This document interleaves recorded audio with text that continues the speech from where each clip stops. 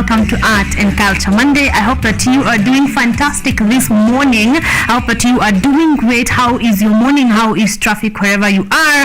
How is home? How is your warm cup of coffee, cocoa, or whatever it is that you drink this early morning? Karibuni sana y'all to Art and Culture Monday. This is of course KUTV. The show is Rise Today. The edition is Art and Culture Monday, and you are with me, Karen Blessing, all the way up to 10 a.m. to just make sure that your week has started in style, to make sure that you are doing amazing, to make sure that you have the right vibe for the week. You know, vibe is everything. Energy is everything. So we are here to make sure that you have started on the right foot, the right energy, the right vibe, to just make sure that your week is going to flow. You know, even as we get a new president, to just make sure that your things are in order, you know, from left, right, and center, from your business, from your family, that all of it is doing great. That is what we are here to do on Art and Culture Monday. We have a fantastic show lined up for you, but we start off kama kawaida. Of course, this is Monday number 37. Yes, ladies and gentlemen, we have been here 37 times, and we are going to be here for 50 more until December. Yeah, so we are going to be here 15 more times. But you know what? We have, I think by now, we have earned your confidence, that we have earned your confidence to be here. So we are going to be here for the next 15 Mondays, but we are clapping for ourselves because we have been here 37 times. That has been great. It's been amazing. It's been everything nice. So karibuni sana for another amazing show. We are of course going to start kama kawaida with our roads updates, and then we will get into our news updates. Then we have a couple of guests lined up for you. Actually 3 sets of different guests are lined up for you. You are going to love it. Okay, content creators, I got you today. Singers, songwriters, vocalists, I still got you today. Spoken word artist, a contemporary artist, I still got you today. All of you. So if you are in art, you're looking to make the money, you're looking to have the fun, you're wondering where to begin, this show is packed for you today. You're going to be learning a lot. You're going to be picking a lot. You are going to be, having grabbing something and using it in your day-to-day life. If you're a content creator or you are an artist, whatever spectrum, wherever you are in the spectrum of art, we got you today. So karibuni sana. We want to start kama kawaida. Of course, our lines are open as of now. Our SMS and WhatsApp line is 0739 110544.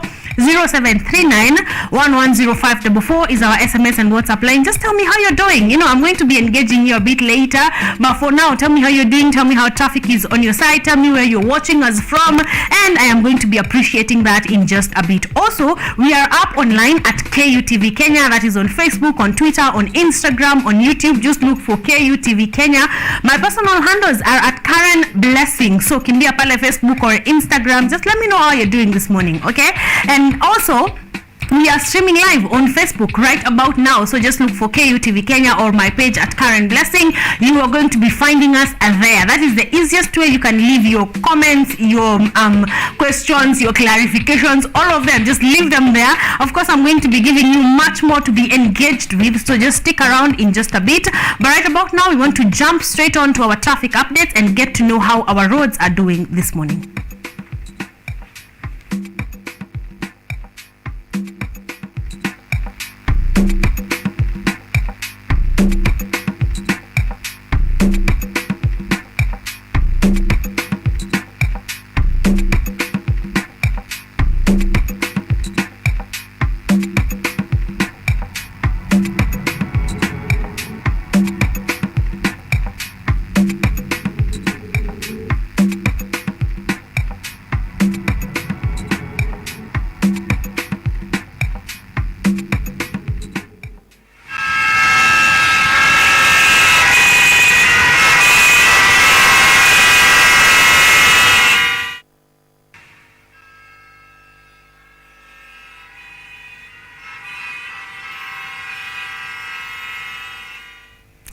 Welcome back, ladies and gentlemen. You are watching KUTV Kenya. The show is Rise Today, Art and Culture Monday, and you're with me, Karen Blessing, and we are just setting foundation. We're just setting foundation for the show. So we want to take a look at what is happening on our roads, of course, courtesy of Mathri Route on Twitter. But even before we do that, feel free to tell me whether you're headed into the CBD, away from the CBD, you're in other counties. I mean, you watch us from all over, Mombasa, Nakuru, Naivasha, wherever you are at. Feel free to tell me how traffic is doing at KUTV Kenya on Facebook, where we are streaming live. Of course, go to the comments and just let me know how traffic is doing on your side, or on our WhatsApp and SMS line on 0739110544.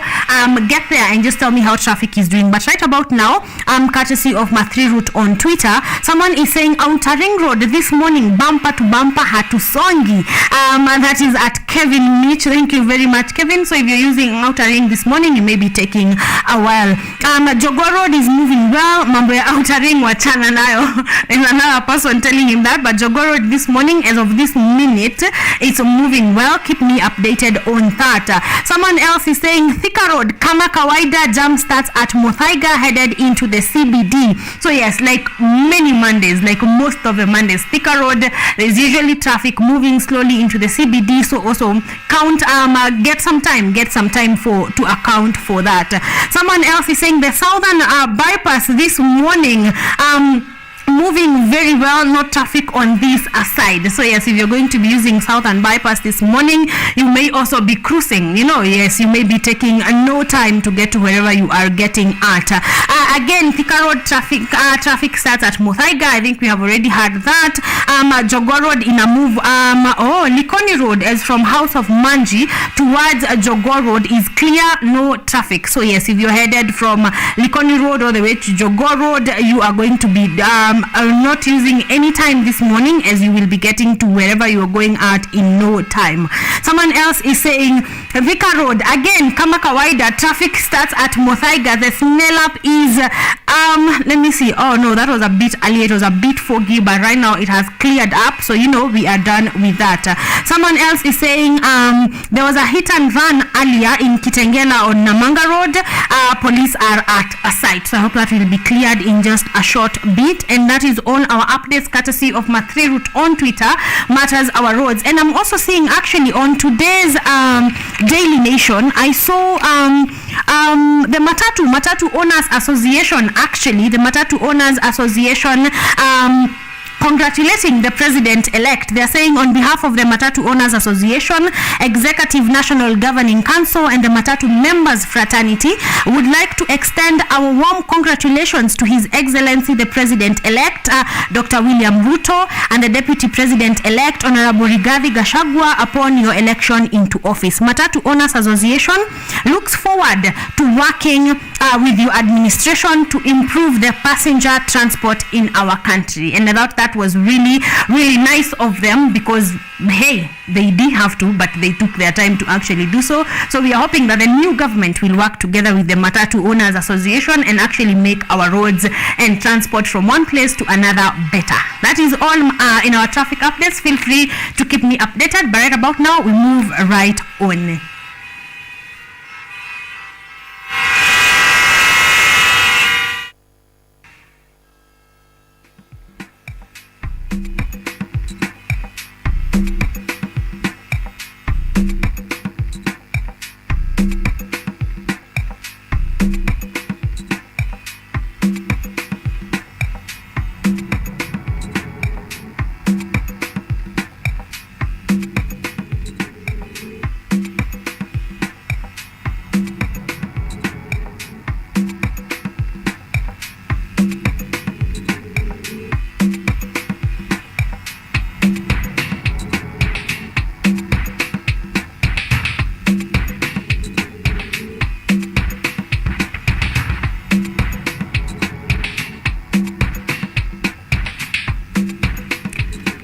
Welcome back, ladies and gentlemen. Like I said, we are setting foundation for Art and Culture Monday to tell you what you're talking to me about, to keep you engaged, to keep you entertained. Of course, we are here to do exactly that. Right about now, we want to take a look at our topic of the day, at something that we cannot avoid.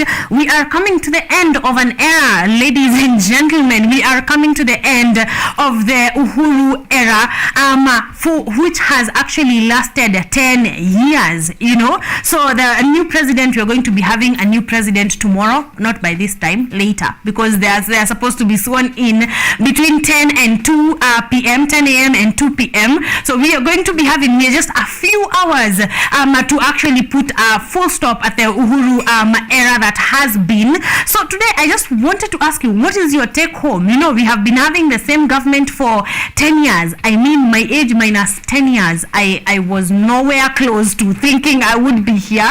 But I want to know what is your take home from the rather Jubilee government. What would you take home? What is the good? What is the bad? I'm also going to be taking you through the good and the bad that the Jubilee government has brought to Kenyans or our way as citizens of this country. But I want you to share with me, what is your take home from the 10 years of Uhuru's reign, President Uhuru's reign? What is your take home? What have you taken home? What is the good things that you feel his government has really put their hands into and done some great work? What is the bad? You know, what do you think? This was not, we didn't ask for this when we were giving you guys an opportunity to be our leaders. I want you to share that with me. I'm going to be sharing a couple, of course, in the following links. I'm going to be sharing a couple of things in the good, the bad, the ugly that has been in the last 10 years. So I would like to hear from you, of course, also as we go through President Uhuru's legacy, to just see what things did he bring to Kenya, what good things did he actually bring to our country, what good things did we gain from him as president and from his government. So we are going to be taking a look at that, but I am waiting. I want to know what you took home from the Jubilee government or from President Uhuru's leadership for the last 10 years. Okay, we are going to be taking a look at that in just a bit, but I'm waiting for your comments even as I get to them on 0739 110544 and also on our online platforms at KUTV Kenya and at Karen Blessing. As I wait for you, we are going to be having our guest number one. He is already here. I am pumped. I am excited to be having him, and you do not want to miss this specific conversation. I promise it's going to be of help to you, especially you young person who is just there, you know, wanting what to do. This one is for you.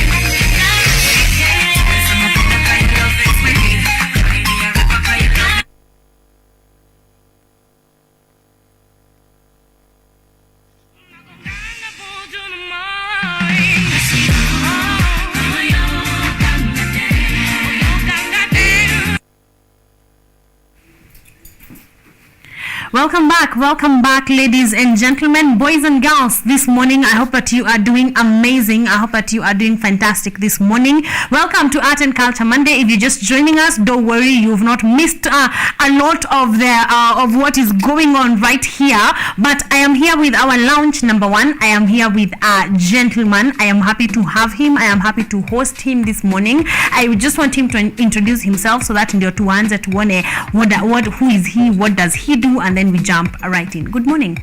Morning. How are you doing? I'm good. I am glad that you are here. One, you're looking fantastic. I think utaniachie hiyo kitambaa kichwa itabidi uniachie. Haina shida. But I love how your dress matches your hair color. Thank you. Yeah. Thank you, people. Thank you very much. I want you to introduce yourself. Kindly tell us who you are, what you do, then we start this. So I'm a video creator. I go by the name G-Songs Silo. Yes. G-Songs, G represents Gitonga, my second name. S, Silas, my first name. Yes. And then songs because I love singing. So you know the ladies that I've shared a part of my journey with. Yes. Like dating. Yes. I used to sing for them. So that's where songs originated from. Yes. Yeah. So am I going to be receiving a serenade of a song later? Yeah. We are going to see about that. Yeah. Okay, sawa. So one, you've already told us where your name originated from. I think that was pretty creative of to bring your content out there. When did you start content creation?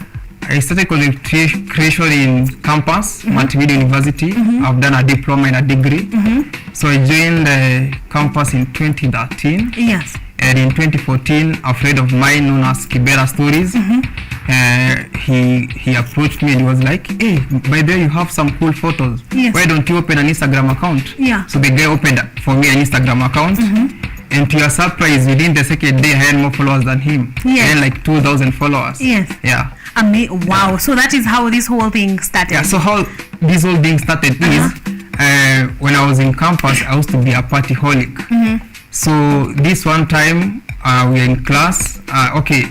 Tumetoka weekend, and then I normally used to stay in hostels. Yes. Multimedia University. I am from Multimedia University, so I get it. Yes, I was very, very surprised. I joined Multimedia University 2015. Okay. Yes.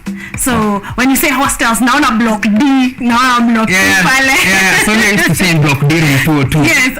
Yeah. Sawa, utendeni nyumbani. This is mtu wa nyumbani. Thank you. So from a party, some weekend imeisha. So weekend imeisha, tumeingia class. Na kumbuka visa tuko prefab. So tunajua class, kuna class inaanza 8. Yes. Inamaliza maybe 11. And then there's another class inaanza 2. Yes. So unapata these days they are like, there's no need of going home. Yeah. We can just chill in school and then wait for the 2 p.m. class. The 2 p.m. class. So wataenda wapi sasa? So watakuja hostel kwangu. Of course. So ukikuja kwa hostel room yangu, tuna vibe, tunapiga story. So how was your weekend? Ilikuwa hivi na hivi na hivi. So me I'm like, hey, by the way, I went to KTN setup. I was with Tamim, I was with Ian Mugoya. Yes. We took these photos and guys are like, hey, by the way, there's an app called Instagram.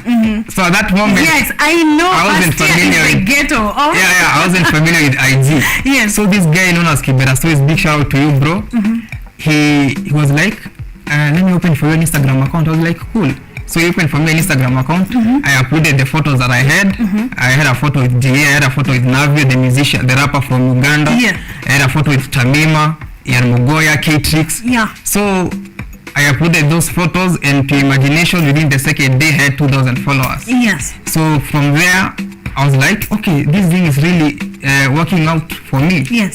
So I'm an interesting guy. I'm an interesting guy. So whenever I'm talking to guys, they're like, hey, by the way, you're funny. Yeah. So I was like, let me now incorporate my comedy through my face. Yes. Because even ladies normally tell me that I have a cute smile. Yes. Well, it's not a plug. Yeah. So I was like, let me incorporate my memes using my image. Yes. And that's how my content creation started. Yes. Using my face to create memes. Yeah. Wow, amazing. I think 2014 ndio hizo time ndio memes zilikuwa zinakuwa a thing. Yeah. You know. Yeah. So then you moved from there. So you kept creating that until you cleared multimedia from Multimedia University. So I continued creating memes during my diploma course. And then when I completed my diploma course, I realized that life is really hard because most people thought that the guys I normally take photos with are normally cool with them. Connections. Yeah. Yes. That's when it hit me like, mazeni kunoma. So I remember during my internship, nilikosa internship, and guys in my class walikuwa expect, huyu boys ataenda Citizen, atakuwa KTN. Yeah. And then you can imagine nilitumwa nyumbani ushago. Yeah. And sijagoea hata ushago. So ilikuwa Kenya News Agency. Yes. Whereby you go to the field. Yes. Write news, and report news from the field. Yes. So you were sent to your ushago. Yeah, I was sent to my ushago. Yeah. Meru, by the way. Yes. Yeah. So talking to those guys, lazima you talk in your native vernacular language. Yes. So it was kind of hard for me. That's when I realized, nimebakisha sasa semester moja. Actually nimaliza shule. Ningesa kwa market, kwa industry. Yes.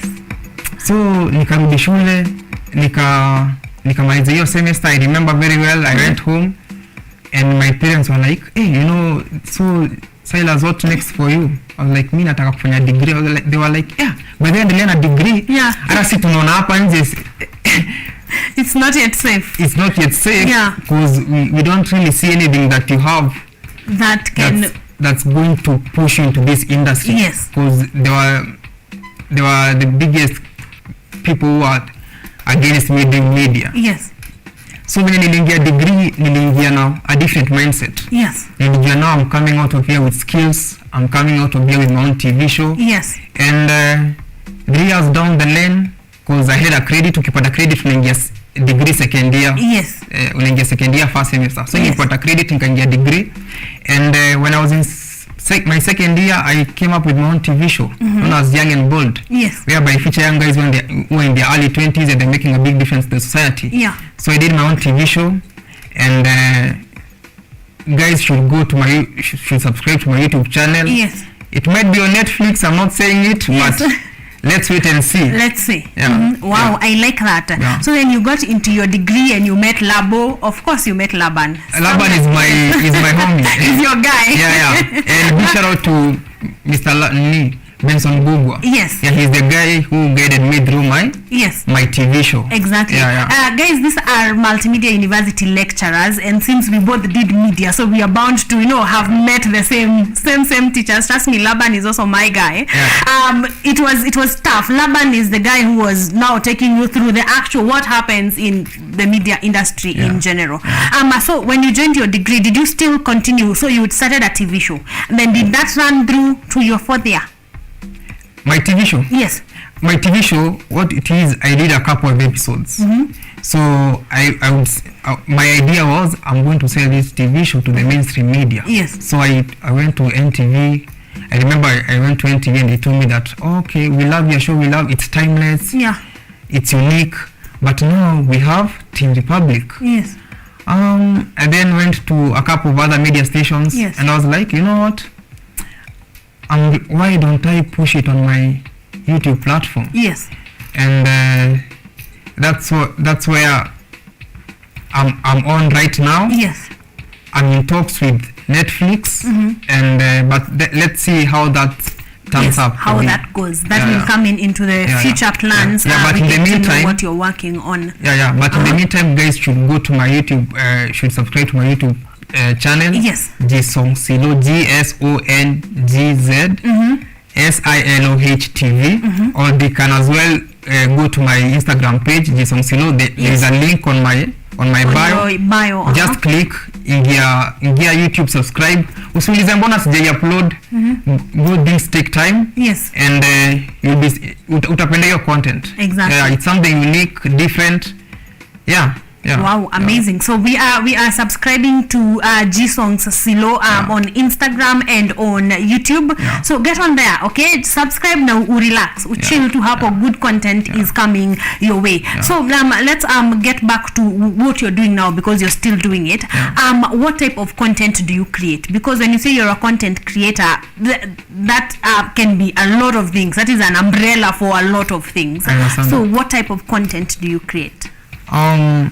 first I started creating memes. Yes. These funny jokes. Yes. Using my images. Yes.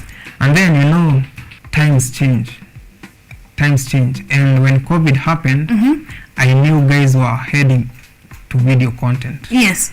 Yeah, so I could tell, because I know how to read times. I know how to read audience, because you can imagine I have more than 30,000 followers, and I did that by myself. Never been on TV, never been on radio, never been on magazines. Yes. No one held my hand. I just did it by myself. Just you producing good content. Yeah. So I knew the direction this thing is taking to, guys are heading to video. Yes. Videos. So unfortunately, when COVID happened, my account was hacked.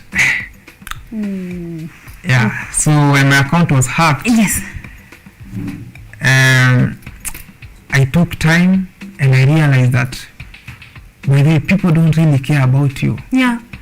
And so I took time to connect with my family, and now I actually got an actual job, a real job now. Yes. Yeah, so I got a job at Scooper News. I think most of you are familiar with Scooper News.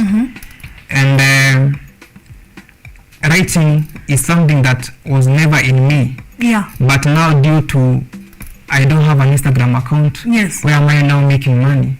I'm in Nairobi. Yeah. I'm not going to depend on my parents. I have other brothers who are in campus. Yes. So naanzaji. So I remember very well Nikorungai, Masai Lodge, Mayor Road. Yes. Number 22, house number 3 for Freddy. I used to live in a container, by the way. And nimerelax hapo hivyo, a friend of mine. Yeah. Akaniambia, G-Songs, by the way kuna job hapa hivi. I was like, ni job yani kuandika articles. Yeah. Mazini najua sasa sipendi kuandika articles. Mbona akaniambia, wewe tuingie, anaitwa Bet, by the way, big shout out to you. Akaniambia, wewe tuingie tuone kuna kuaje. Yeah. Nikamwambia sawa, but mimi I hated writing articles. Yeah.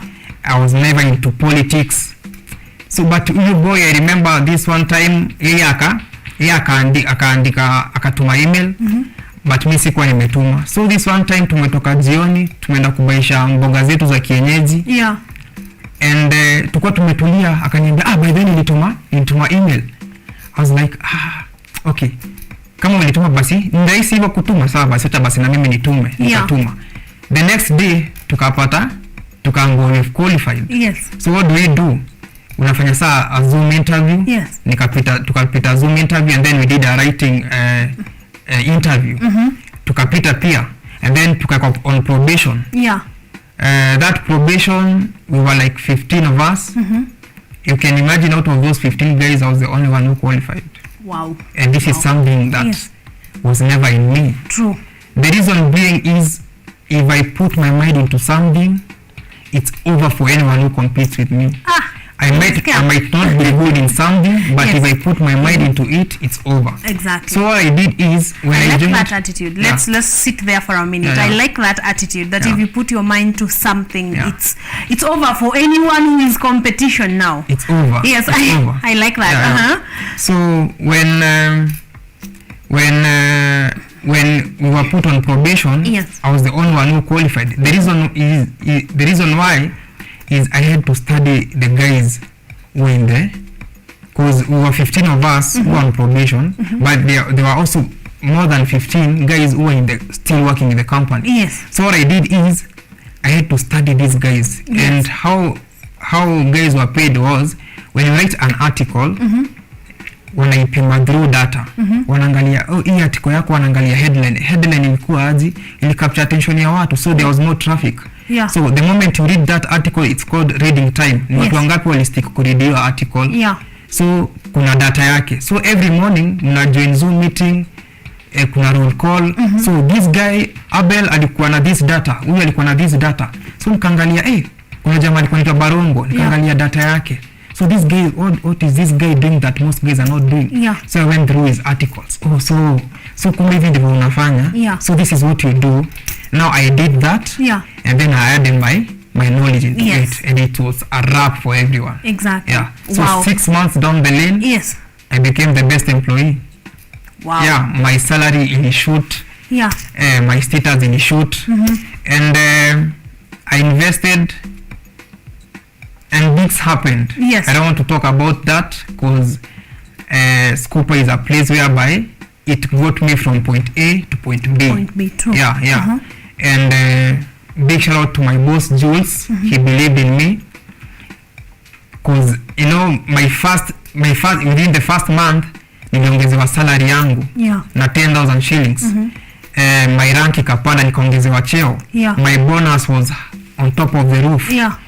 The difference between me and the rest of the guys, you couldn't compare. Even my data ilikuwa very high. And I used to make sure that every day boss akisoma roll call akipitia data yetu, I had the highest data, and there was a very huge difference between me and the second person who was following you. Okay. That's how it was easier for me to talk to boss. I'm like, boss, I just joined you guys. These other guys have 2 years experience. I need you to pay me this amount of money. So nilikuwa nimejipanga nikajua, okay, now I'm going to make this amount of money and then get back to online and do what I do best. Exactly. So you invested back to your online now content creation, which was your initial dream. And then did you get to a point you moved from now from working now to your content creation? Or you're still working? I did. And it was after 3 years now. After 3 years. You can imagine. Oh, okay. 3 years is a long time to stick to a dream. You know, like this is for funding. Like no matter how fun this gets, no matter how much pay this is getting, I have a dream. I know where I want to go from here. Because remember, I have a TV show. Yes. And that TV show, I have to push it on my social media accounts. And unfortunately, at that particular moment, my account had been hacked. Yes. So there's this guy, a friend of mine, who does IT. Akaniambia, hey, I can help you recover your account. And I recovered my account, and I'm back online doing what I love. Yes. Amazing. So after 3 years now, you went back to your TV show and you're still creating content. I'm still creating content online, but now I moved from creating content based on photos to video content. Because now since you're getting into video creation, people have to gravitate towards your personality. And most people are never saw how I look like. They only saw me through photos. And moving from that side to another angle, it's difficult. How was that transitioning process? So my transitioning process was the moment I recovered my account, I was like, now how am I going to get back online? Because guys have never seen me. Most of my audience, they don't even know if this person is real. So imagine you are uploading your first video telling guys you had been hacked and they don't even know you. You understand? It's like you subscribing to account here, maybe you love cars. And then all of a sudden you go through your timeline and unaona chakula, you will be like, am I in the wrong place? So what I did is I talked to Lucas Ogopa DJs. Big shout out to you, sir. And in 2018 I worked with Ogopa DJs. Before my graduation, I worked with Ogopa DJs. So I called him and I was like, I'm getting back online and I have a TV show, Young and Bold. I want you to manage me. I want you to push me. So Lucas came to my house. We talked and was like, no, you know what? First we need to get back online. So me, I had a fear of how am I going to get back online. And but now, so that at least I would work with Lucas, I was like, let me just get back online. So I came up with so I created a video. I got back online and the reception was crazy. I never expected it. I never expected it. Guys were like, oh, we missed you, what. And from there I kept creating content up to now. But now I used to create content on TikTok because I was getting into video creation. So when my account had been hacked, I had opened a TikTok account. So creating those video contents through my TikTok account, I got to learn a lot. I got to know this is how I'm going to create content, this is what I'm going to do this. So opening that Instagram account was easier for me. Ilikuwa tu I'm dropping just videos, boom, boom, boom, boom, boom. Yes. Yeah. Amazing. Yeah. I like that. So there is something I want us to get here for content creators. A question I want to ask. You see, when your account was hacked, you moved to a different platform, even though you are still, waiting to fix this account. Because many content creators that I know and many out there that I read about, once their accounts are hacked, it becomes like the death of them.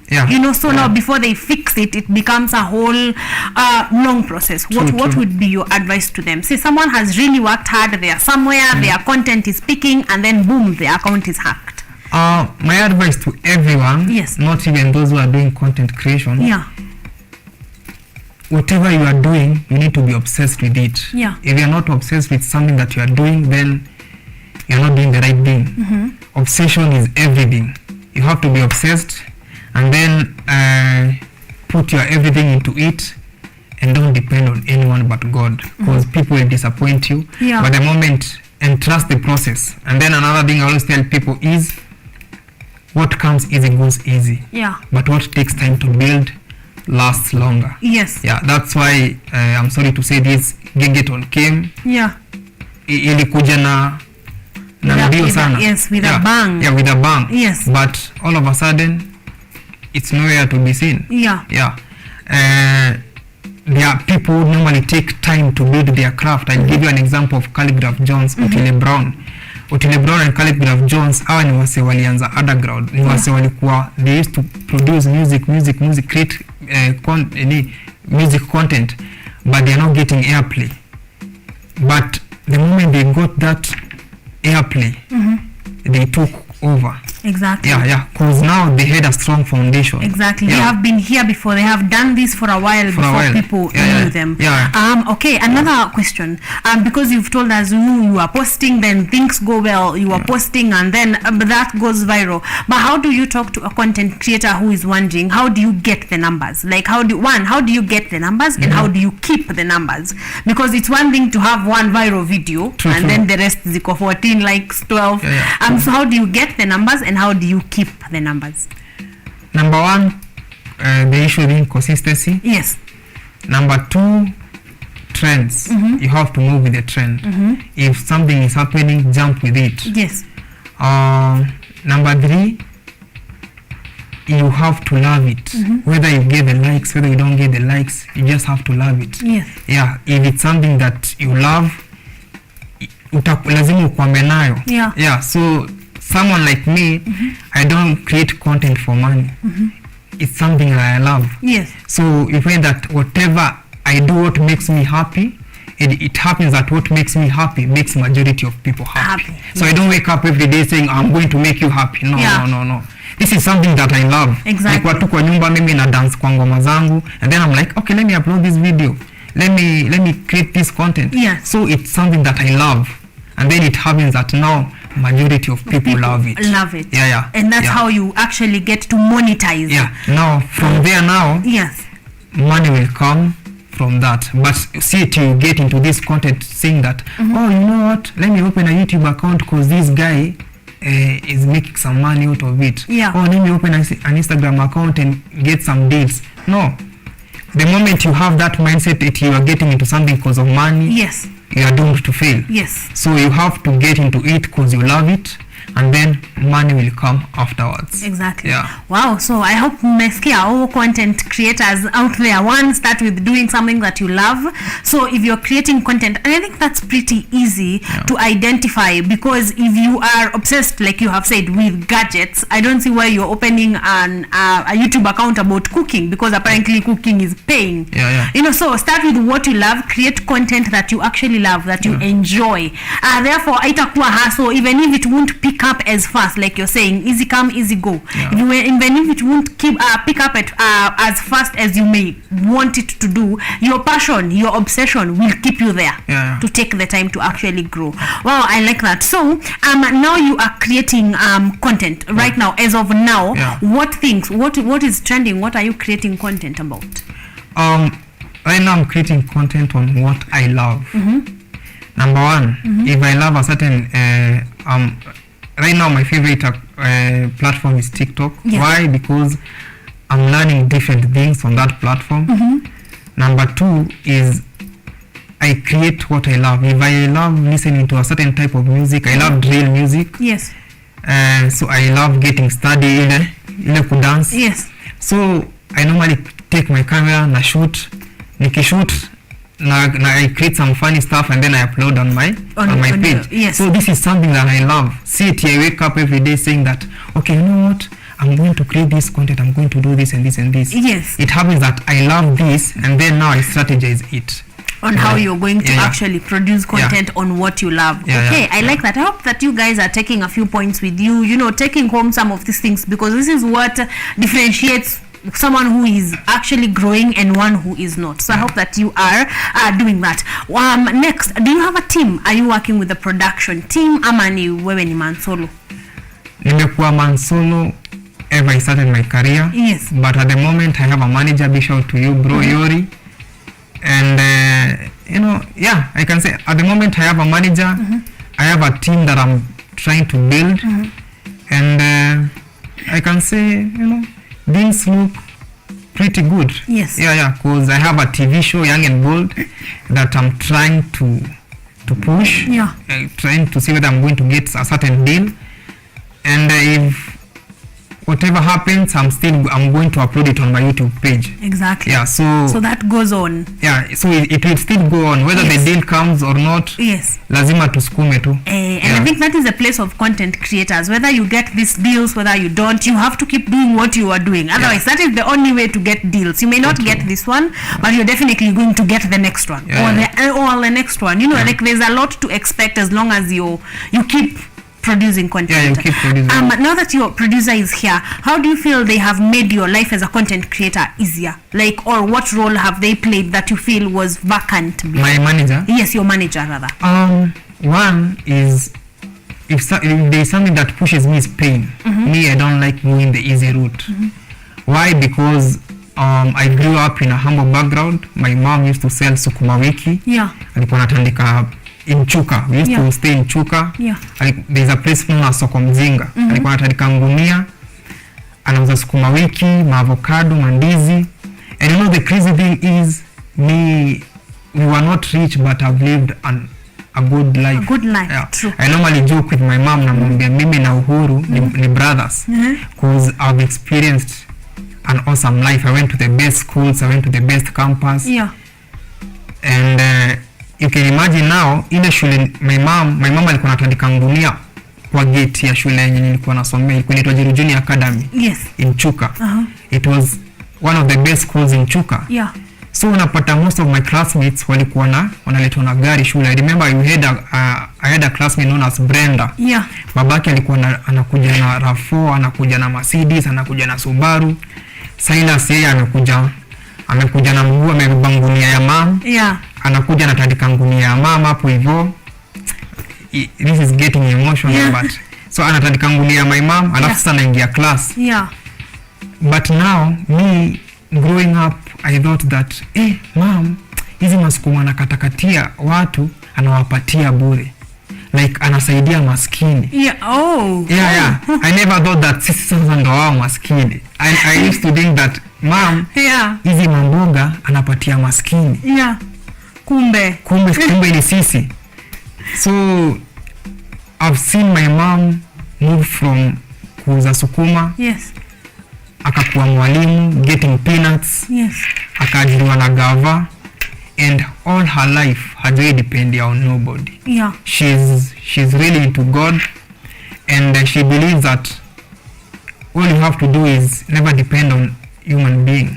Just work hard and put your trust on God. So me, I grew up having that mentality whereby I have to work hard, knowing that I can only depend on God. But now also that comes with some setbacks, because sasa I'm in an industry whereby you need connections. So me, of course, I tried my best, but at the end of the day, when I'm in this industry with the numbers I had friends. I had friends in the media. I've met with these guys, bro. I know how they think, I know how they move. But now, there's something with the industry. You know, the industry is, the cake is too big for everyone to eat. But now everyone thinks, some people in the industry normally think that, okay, if this guy gets an opportunity, it's going to take it from us. Yes. It's going to take this deal from us. So me, I tried making friendships with these guys. I tried, because even most of them I've worked for them. But unfortunately, I work for them. They disappear with my money. You know, some of the time I create for them content. I push them on my pages. The moment I need some, okay, now I need you to push this thing for me. Exactly. They're like, hold up, wait a minute. So we don't know you. Exactly. They're not returning the favor. Yeah. So what happened is I was like, you know what?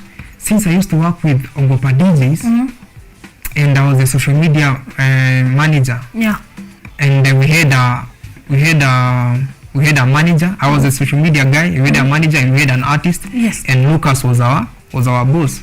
I'm like, why don't I get a manager who's going to do these things for me? Exactly. And that's what I did. Yes. And we are here. And I can tell you, your life much easier. I can tell you now, my life is easier. Yes. And it's over for you guys. Yeah. Thank you. It's over for you guys. It's over for you guys. The manager is what he was waiting for. Thank you very much. Our time is not on our side, so I want us to wrap up. Where are we seeing you? Future plans. Where are we seeing you in 3, 4, 5 years? 3, 4, 5 years, I have a company, New Songs Entertainment. Yes. My dream is to employ 100 guys. Yes. At the moment I've employed some guys, but now kwa biashara pikipiki, niko na mapikipiki kiasi, nimeajiri watu, niko na biashara ya kuuza beans. Yeah. Nimeajiri watu wase kama 4, but now I want to create employment in the entertainment sector. In the entertainment sector. Okay. And I like that. Number 2. Yeah. I have a show, like I've said, Young and Bold. Yes. A show that features young guys in their early 20s and they're making a big difference to the society. Yeah. This will be the biggest show in East Africa. Take this to the bank and take a loan with it. Okay. And not just take it to the bank. Yeah, and big shout out to my lecturer, Mr. Benson Bugwa. Yes. He really helped me come up with that show. Nilikuwa napigia usiku namwambia mwalimu, how am I going to create this? How am I going to do this? And he helped me through it. Exactly. I remember even one time nilikuwa naogopa kukutana na yeye, naona ndio huyu anatokea kwa prefabs na hepa cause we had already produced that show. Yeah. Kila kitu iko. And then my lecturer is like, Gitonga, show iko wapi, mbona huja-upload show? And I'm like, mwalimu, I have a strategy. Yeah. Tulia. So big shout out to you, sir. I owe you a lot. And so my aim is in show to create a lot of employment to do the show, producers, cameramen and stuff. And that's it. Exactly. That's it. To actually create employment for other young people. Yeah, because young guys are going through a lot. I can tell you that. We need, trust me, if we get 10 guys who are all giving us 100 jobs, we'll be at a much better place. Finally, I want you to go on with that shout out. I want you to shout out your team, your supporters, and finally, of course, your fans as we close. So number 1, I'm going to give a big shout out to my mom. Yeah. I've always wanted to come on live TV and tell the world how amazing you are. Here you are. Yeah, and tell the world how amazing you are. You've been so supportive to me. I remember shooting my Young and Bold. I called you. I'm like, Mom, niko na show hapa hivi nataka unitumie 30k ni shoot. So I remember talking to my lecturer so that he would convince you kanitumie hiyo do. I did the show. I remember coming up with my company. I remember kufikiria kucopyright my logos. Nilienda pale Kekobo, Kipi. I was asked to pay like more than 17,000 shillings. You were willing to give me. So big shout out to you, Mom, my dad, family. Also, I want to give a big shout out to my guest. Her name is Grace Kionga. Yes. She's an amazing woman. Yeah. She's a karateka. She's a businessman. Big shout out to you. I want to give a big shout out to my lecturer, Mr. Benson Bugwa. Give a big shout out to my audience. Yeah. Imagine you guys supporting me. You've never seen me on TV, never seen me on radio, never seen me on magazines, but you're supporting someone you don't know. Now, imagine now me being on mainstream media. What will happen? Exactly. We are taking over. So, big shout out to you guys. And kama nimekusahau, I'm sorry. Pole. Yeah, the time is what is limited. Otherwise, he would be here all day. And also, in Kwekwa Spotlight just makes you forget a few people. So apologies on his behalf. And sorry, I want to give a big shout out to KU TV. Yes, thank you. I owe you guys a lot simply because I believe in mtu akifanyia kitu, you appreciate them. So me, I believe you guys have started something that you're going to see grow, and I will always be grateful to you guys because the person you're seeing here is going to be successful. Yes. Yeah. We're going to be needing. I'm glad we caught you now. Yeah. So you guys have already set a pace. Exactly. And you guys have already blessed me on my journey to success. You are most welcome. We are glad that you're here. Finally, remind us of your social media handles so that we go on and subscribe. Yeah. So my social media handles is gsongzilo, GSONGZSILOH. Subscribe on my YouTube, on my Instagram account. Yes. TikTok. On my YouTube page is gsongzilo TV. So follow me there. Let's have fun.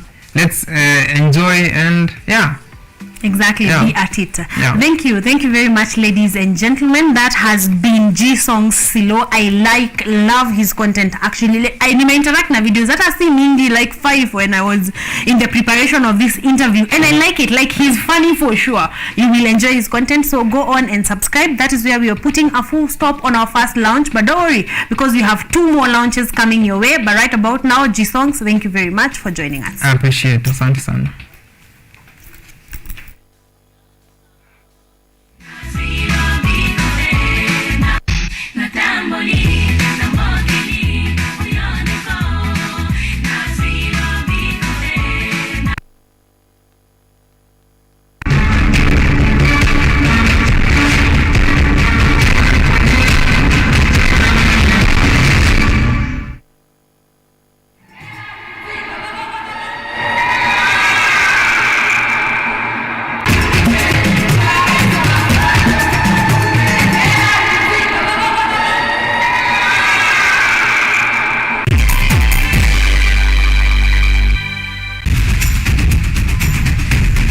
Bila shaka mbiu ya mgambo ikilia, kuna jambo.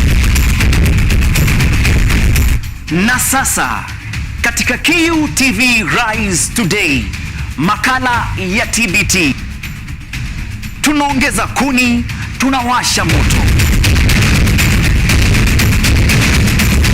Tunaingia barabarani kuangalia hali ilivyo, takwimu za corona na kupa habari zinazojiri na zinazokuhusu na kujuza na kukumbusha yaliyotendeka siku kama hii ndani ya historia. Kisha na kuletea wageni na wataalamu, tudadavui, tufahamu na tuchukue nafasi yetu kama vijana katika uongozi, uchumi na masuala ya kisiasa nchini.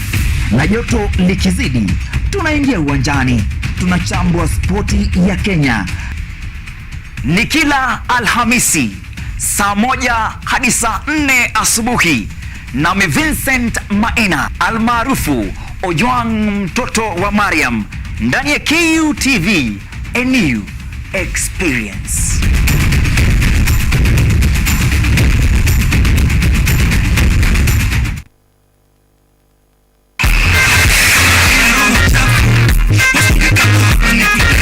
What's up, people? How are you doing? My name is Katali Kenya, and I will be bringing you the full part entertainment show in the 254. Talk about trending topics on the industry 411. When these people were doing the things they've been accused of, was I there? We're bringing you the biggest upcoming and sizzling artists in East Africa coming through. So then I got a call from Shafiweru. And he asked me, wewe, utakufanya radio ama ni nini? Nikiwa solo artist, nilikuwa careful. The biggest concerts and events going down in East Africa.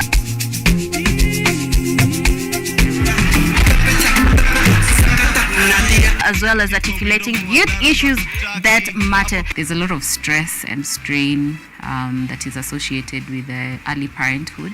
This is the full pack entertainment show that you cannot afford to miss every Monday from 8 p.m.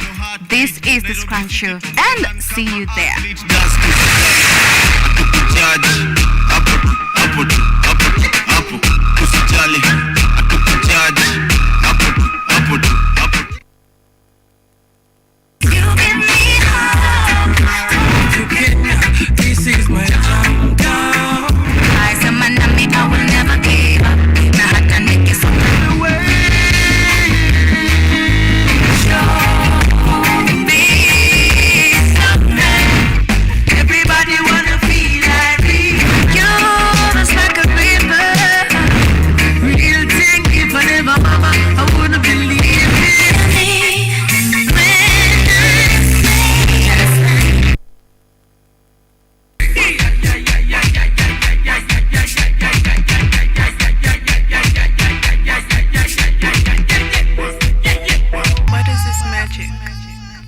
that magic.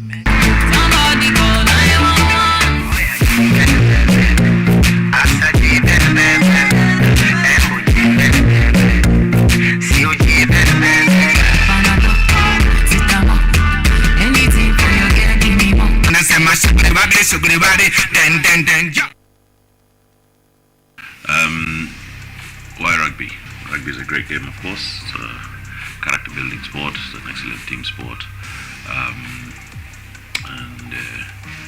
I played rugby as a young boy, as a young man. I played at high school, and I played at university, and I played some club rugby in the UK. Then one day Ganesha said, Baba, please teach me how to play rugby. And I thought, okay, how am I going to teach him then? Thereafter, he made me buy him a ball. And then he said, now you must teach me how to play rugby.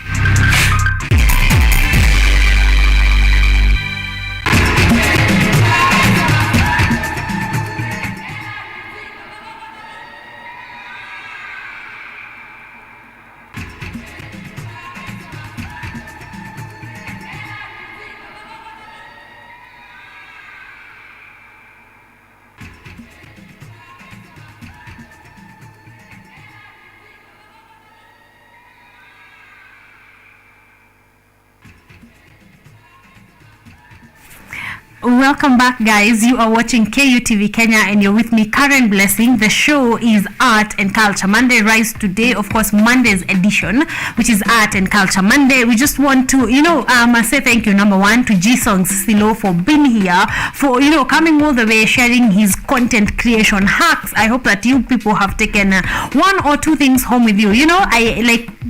I'm just hoping that umechukua kitu moja ama mbili that you're actually going to apply, especially if you're a content creator or you are planning to be a content creator, okay? How about you have picked one or two things? I want to get to some comments on Facebook. Gikiri Ed anasema, let's start the brand new week with nothing but great vibes. Thank you. Hashtag Art and Culture Monday. Thank you very much, Gikiri. Ojwang Mariam anasema, I hope I will get pumped today too. Monday inakaa fiti sana this morning. Awesome show. Thank you very much, Ojwang. I hope that you already been pumped this morning. Mose Wapi is saying, watching from Nairobi, Saika. Thank you. Thank you very much, Mose. I am going to be getting to it. If you're wondering where this is happening on Facebook, where we are streaming live right about now. So get there.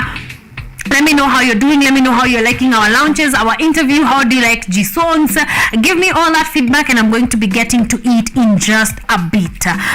Moving on, we want to talk about our conversation of the day, and we are asking, what is your take home on the government that has been for the last 10 years? What are you taking home from the government that has been for the last 10 years? Of course, we want to look at the good, the bad, the everything that has happened in the Jubilee government or in the Uhuru Kenyatta presidency era that has been there for the last 10 years. And of course, I think, we start with the good. Why not? So as I wait for your comments on that, the good, number one has been roads.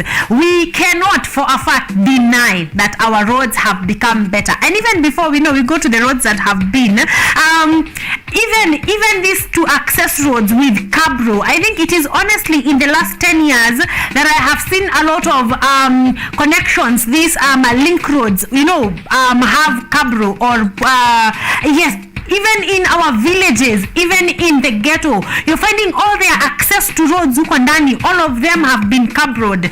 And I think honestly that has been a plus. Of course, that is also to mention the expressway that has been, we are starting from the top, the expressway, then we come to our very in the vijiji, kuna cabro kila mahali, like hampatani na matope. And I honestly think that has been good. That has been a good run. Of the many things President Uhuru Kenyatta will be remembered for, his love for investment in infrastructural project is one of them, definitely. Between 2013 and 2022, the government, Uhuru Kenyatta's government, spent 1.44 trillion Kenya shillings on construction and maintenance of roads, constructing a total of about 11,000 kilometers of new highways. That is really good. The President's Delivery Unit (PDU) on its website states that over 2,000 kilometers of intercity highways are under construction and 500 kilometers of urban roads are under different stages of construction or procurement. This, we can honestly say that this has been good. We have seen the expressway, we have seen many connection roads being done, we have seen the eastern bypass, southern bypass, many roads being duelled, by the way, like the eastern bypass. But I think my take home from this one is the rural link roads. I have loved them. From wherever you are at, whether you are in Zimmerman, whether you are in Kangemi, whether you are in Embu, na huko ndani, you know, many roads have been covered, and I think that was one of the major achievements of the President Uhuru Kenyatta's government in the last 10 years. I'm waiting for yours. We are going to be getting a look at a number of other things, but right about now, I think let's just enjoy the good roads that have been.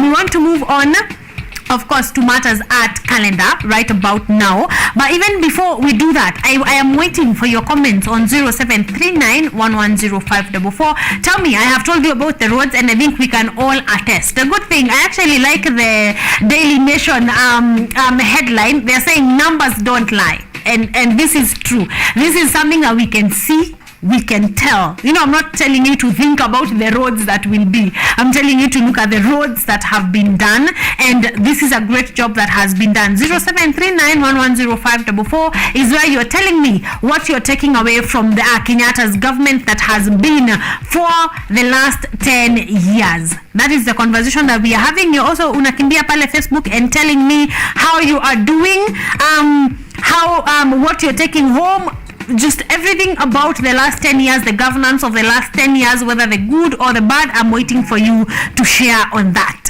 Yes, we want to move on to our art calendar to let you know what you should be up to from Thursday, Fridays, Saturdays, and of course Sunday. Let's start with PAL, Poetry After Lunch Live.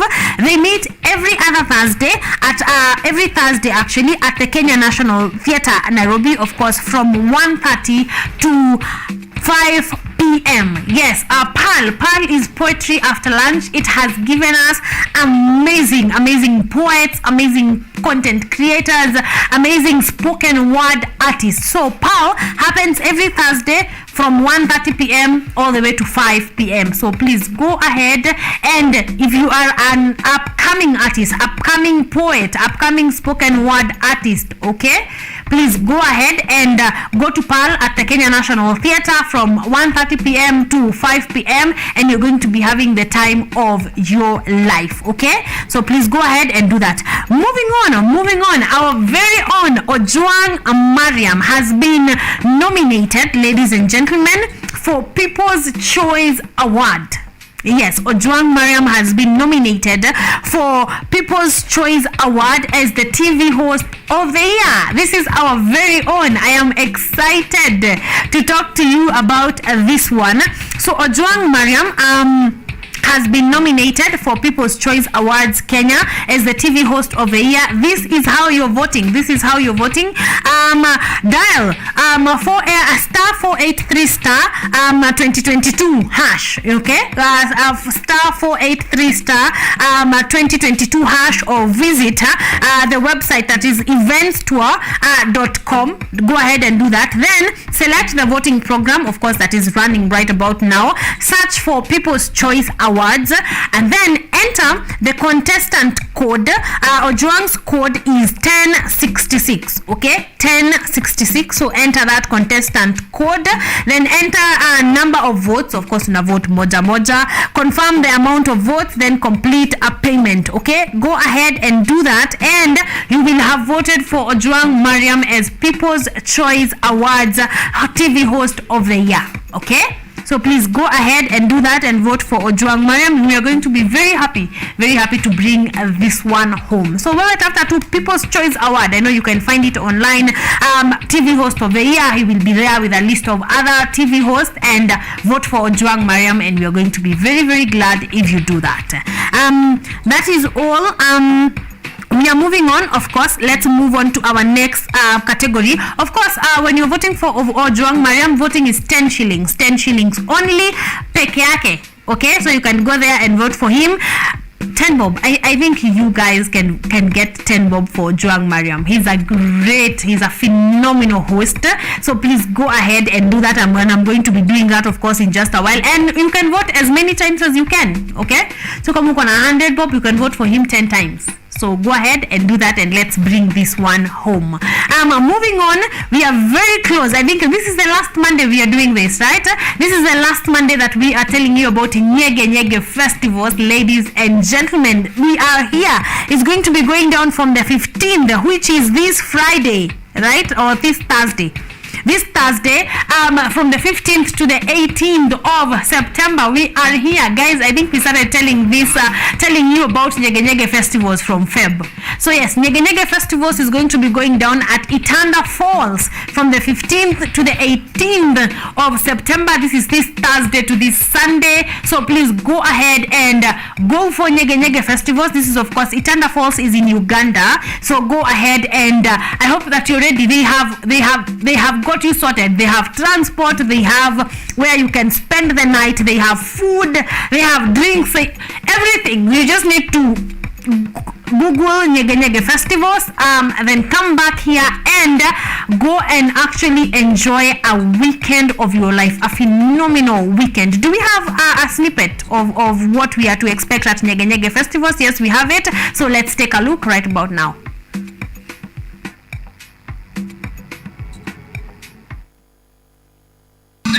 No, the people are coming. It's happening. We can change the music if you want. Hello, bro. Everything's fine? Hello, people from Uganda. Come closer to the stage. Yes. To the lights, yeah. Come and move it. I want to see your eyes. I want to see your dance because we're down to start.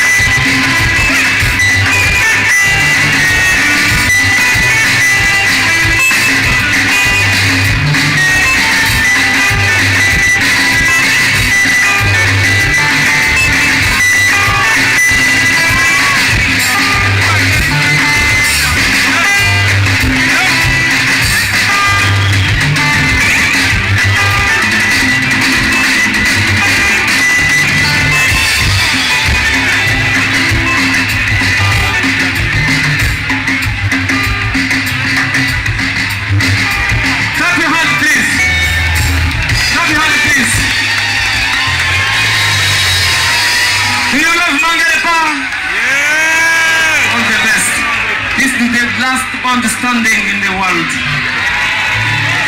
42 years we've been together. Never been. We're happy to be in the Nyege Festival. Now, can you close your bag? Close your bag now. Okay, sawa sawa.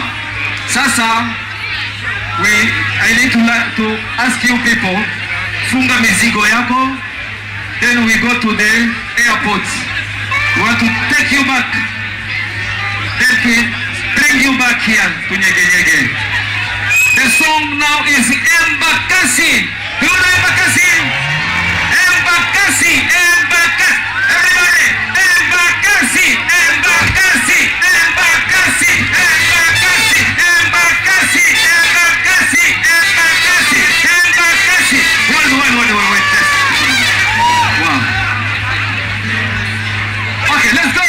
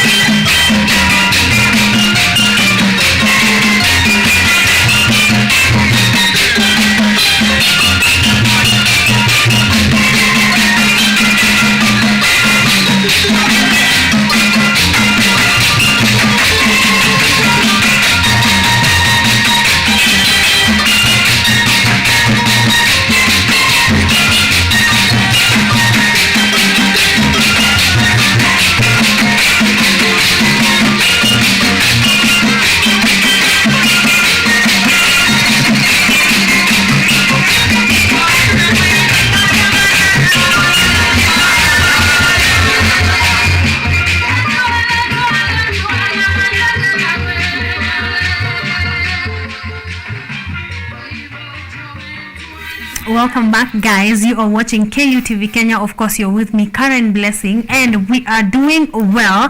That was Matters Nyege Nyege Festivals. In short, we're just trying to give you a taste because this is the last Monday that we are going to be talking about Nyege Nyege Festivals until next year, of course.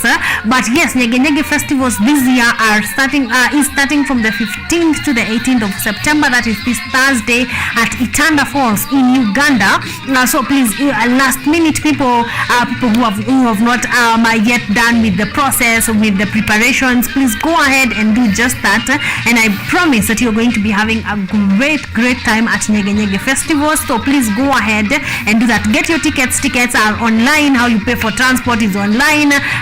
Where to sleep, everything is available online. So please go ahead and just look for Nyege Nyege Festivals. Look for sleeping arrangement, transport arrangements, food arrangement. You're going to be getting all that information. I hope that you are going to get there in time and actually have an amazing weekend. Okay, I want to move on to our topic of the day. Even as I wait for your contribution, we are looking at the good, the bad of the good and the bad and the ugly and the everything that you have taken home from the government that has been for the last 10 years.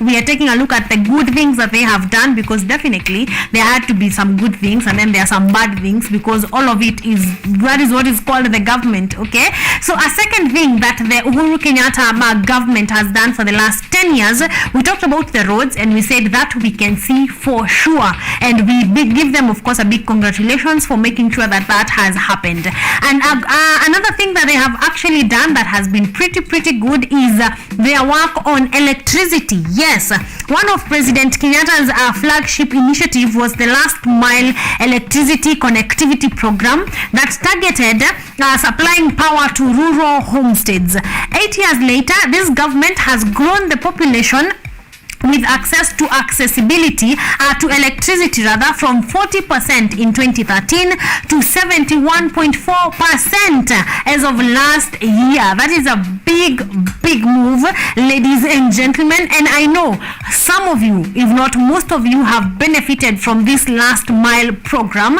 This means that electricity was taken to the interior of interiors, huko ndani ya Meru ama ni Embu. I don't know why when I say rural Embu comes to mind, but yes, into all those interior areas. And now our grandmothers, our grandfathers, our grandparents, or people who we left in the rural areas are now able to access electricity, and that has been a very big deal, because to bring electricity to wherever you are, if kama stima ziko mbali, is quite pricey. So the government did a good number on that one, moving us from 40% in 2013 when the government first was created, all the way to 71.4%. That is a really huge number that makes a huge difference. So makofi tena, tunawapigia makofi tena kwa hiyo, because that was amazing. Another thing that is actually in my heart, this one is at heart,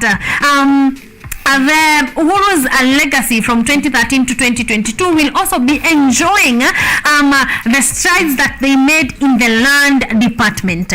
The Ministry of Lands issuance of 6 million title deeds. Yes, since 2013 all the way to 2022, about 6 million people have received their title deeds. This means that they have documentation for their land wherever they are located at. So Uhuru Kenyatta has issued about 6 million title deeds to Kenyans during the president's reign, which will also go down to as one of actually his president's legacy, with titling program having enabled millions of Kenyans to access ownership documents for their property. This is also a really big one, because we were having an issue in our lands department. People didn't have paperwork for their for the land that they owned, title deeds. We were not good. We were not doing good. So this is also another one that will go down in history. That is about it. We have taken a look at the roads, the electricity, and land. Those are all good things that the government has managed to do. You want to move on to a short break? When we come back, though, I'm going to be having my second launch of the day. Her name is Val. You do not want to to miss this one. Okay, you're going to love it, you're going to be entertained, you're going to have fun, you're going to take home 2 or 3 things to just help you in your career, whether you are expecting. We said today is all about content creation, whether you are doing art, music, singing, YouTube, TikTok, it is all matters content creation. So stick around for that one. But right about now, let's go for a short break. I'll see you in a few on the other side of the break.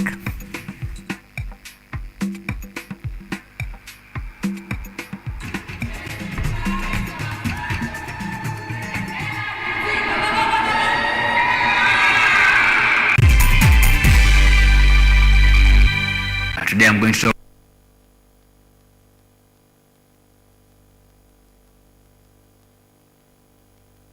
to one Mr. Derek Ngige, the CEO and founder of Finer Consultancy, bringing you Shamba Assistant. We discovered what was going wrong is no one could assist the farmer.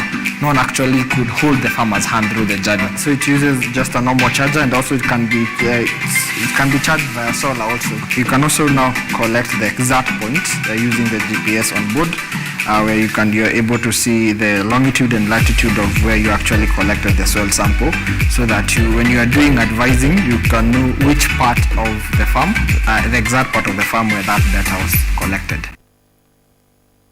KUTV, in conjunction with Kenyatta University Funeral Home, is now offering death announcements immediately following on news bulletins at 7 p.m. At this sorrowful time, as you share in your grief, allow us to communicate your announcement of your loved one on KUTV in both Kiswahili and English. For more details, kindly inquire at the KU Funeral Home Service Desk or call 0736 928 380 or dial 020 359 9054.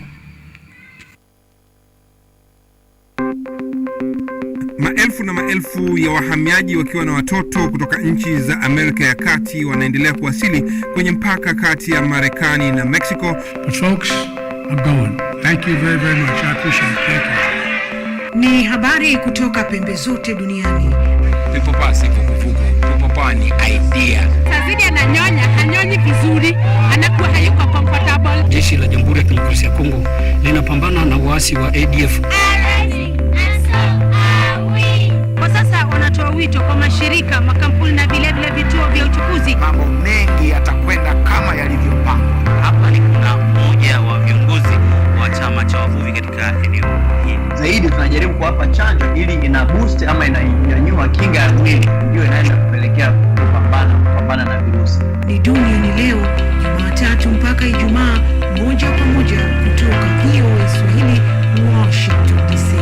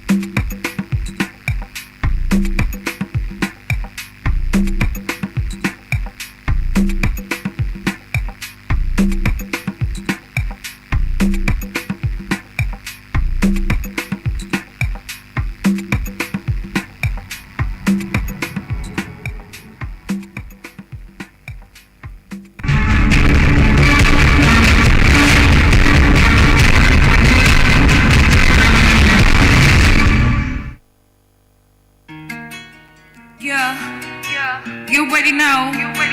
You know what it is, yeah. Listen. Make it pandisha, yeah. Could be that girl that make my face empty, bitch, at the music. Stay with a come on, game, yeah. Make it when style like a Mali. You know, we kill like we kill it, say yes. Alright, yeah. But they still over the money in the room, I'm trouble, no trouble, big cash, no trouble, tryna make big bag, yeah. Send me look like a finger, me fresh out there. Really wanna see how I put it on him. Got this style like on my leg, you know, we kill like we kill this, but they still over the money in the room, I'm trouble, no trouble, big cash, no trouble, tryna make big bag, yeah. Send me look like a finger, me fresh out there. Really wanna see how I put it on him. Got this style like on my leg, you know, we kill like we kill this. We that girl with a big Bombay, say I'm pretty better than these ex. Don't even need a comb, I want man gang. Pretty bang bad, it's really X6. Push from somebody, smoking for me, swap you like Tinder, right and left. I got a two-seat and my man on the left. He ride with me, cause he wants the best. Yeah. I'm going shocking, I can't talk in day. Even the DJ, and she's a talking day. Said, Vicky, but those are joking, is in there. She's fucking girls, like Kenya's in there. I don't give a fuck what a bad man say, man. I get to the black, the white, and the baby, so I make music smoothly. Same wanna get FPP, okay, come back to my yard. Spooky, smoking, bless all my friends. Whoa, God. Street, we heavy trapping. What's up, everybody? Come back to my yard. Spooky, smoking, bless all my friends and family. Know with the street, we heavy trapping. Playing my songs on repeat. But they still a good money in the room. No trouble.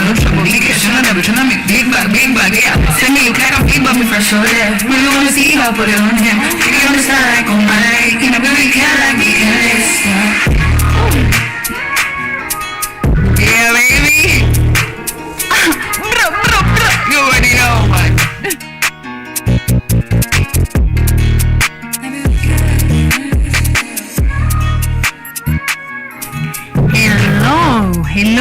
Hello. Ladies and gentlemen, hi, how are you?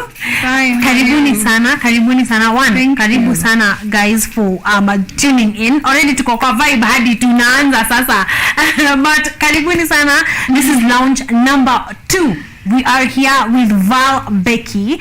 I am excited to have you. One, love the vibes. This is exactly why we tell people they have to start their Monday right, because these are the kind of vibes that we need. Val, good morning. Good morning. How are you? I'm fine, man. How is your Monday morning? Bright. Yeah. I like that. I like full stop. Bright, full stop. I like it. Yes, I like that. Please say hi to guys at home to send Hi, what's up everybody? Hi mom and dads. Mama zangu pale. Lazima tusalimie mom na dad. Exactly. Yeah, what's up everybody? I'm so happy to be here. I was so excited, like nilikuwa ngoja hii moment so much. Yes. Yeah, I'm so glad I'm here. It's so humbling. Exactly. I am glad that you're here. I was excited to meet you. I was listening to some of your music, Jana, and I was like, ooh, okay, I am waiting to meet this star. Yes. So karibu sana to the show. You are most welcome. This is of course KUTV Kenya Art and Culture Monday. Mimi naitwa Karen Blessing. This is Val Becky. We're having a fantastic time right here at KUTV Kenya. So nataka tuanze tu from the beginning. Val, when did you get into the music industry? Professionally, nilianza when I was 21 years. Last year. That's when I started recording music professionally, but I've been singing all my life. Yeah, from Adi, I can't even remember. I've just been singing all my life. I was talking about singing, you know. Yeah. Nikianza kukuuliza when did you start, utaanza kuniambia 6 years. Oh, I was in class 2. Yeah, hapo safa. But it's professionally. Why did you make the decision to start in music professionally? Like, why not any other thing that you could do? Oh my God, because music is my passion. I'm most comfortable, I'm at my happiest when I'm doing music, when I'm recording, when I'm performing, when I'm meeting other artists, you know, doing collaborations. It makes me so happy. So I decided this is the path I want to choose. This is what I want to do, and here we are. Yes, now here we are. I mean, we are grateful. What genre of music? Afrofusion. I'm very versatile though. I can do anything, but the vibe is on point. But I do Afrofusion, Afro swing, dancehall. I do trap, drill. Yeah. Yeah, I'm a piano. Yeah. So in short, you roll with the vibe. The vibe gani iko huku, let's do that. Yeah. I like that. I like that because that means that you can fit in with a lot of people. Also, you can fit in with a lot of audience. Unajua, because sometimes audience wa rap sio audience wa amapiano. Yes. But then this way you are able to capture a very big crowd because of how versatile you are. Yeah. Okay, I like that. Take me through writing your music. What inspires you? Nini nakufanyanga ufikiri, oh, by then I should write about that. I should write about that. My life stories I hear from my friends, things people go through, because I see, I'm around a lot of artists, a lot of creators, so I get to hear a lot of amazing stories. So mostly I get my inspiration from life, from just life in general. Okay, I like that. Then take me through Basi, your creative process. I just want to know, from the time you're thinking, today I was in studio with Karen, a different type of studio, and now you want to write about it. How long does it take you, your creative process before kuandika song and a song is ready for people to hear? Okay, so me, I write very fast. I can write like 14 songs in a day. Like I write very fast. Alafu recording, I record sasa like 2 hours one song. I'm 1 hour 30 minutes one song. So it depends, Yes. Yeah, depends in short, you're telling me before we get a new president tomorrow, tunaweza kuwa na ngoma kama 5 from Val. Yes, sir. Yeah. Wow, I like that. That is quite the speed, considering that other artists. Wow. Okay, I am waiting. Now means, how many songs do you have so far? Wow, that's a really good question. Like released, let's start the ones I've written with entirely, then you go to released. Wow, entirely I think I have like 1,000 songs. Yeah, like the ones I've written since I started writing music. Yeah. So in short, let me we are saying you can produce from now to eternity and not have to write a song. Like zenye umeshaandika kwanza. Yeah, if eternity was 1,000 days. Okay, all right. Sawa. And then how many songs are produced? Released, I have like 17 songs released. 17 on Spotify, songs. Yes. YouTube, all music platforms. Yeah. And we are talking 17 songs, and you just started professionally last year. Yeah. So we are saying in under, say, a year and a half even, roughly, you have about 17 songs out. Yeah. I think you're the person we've been looking for. Ladies and gentlemen, here is your inspiration. If you want to binge on some music, 17 songs, that means I can binge on your music like the whole day. Yeah. Isn't that amazing? Yeah, that is actually really, really amazing. I like that, and congratulations. With that pace, we are going to be seeing you huko juu. Like, I'm glad I know you now, because you are headed all the way up. Yeah. I like that. Do you work with a group, or are you working solo? I have a team. Yes. Of course I work with a group. I have a producer, I have a videographer, I have a manager. Alafu I have other artists that tunakolabwingi now. So yeah, it's a whole team. So the team you have, is it a record label? Yeah.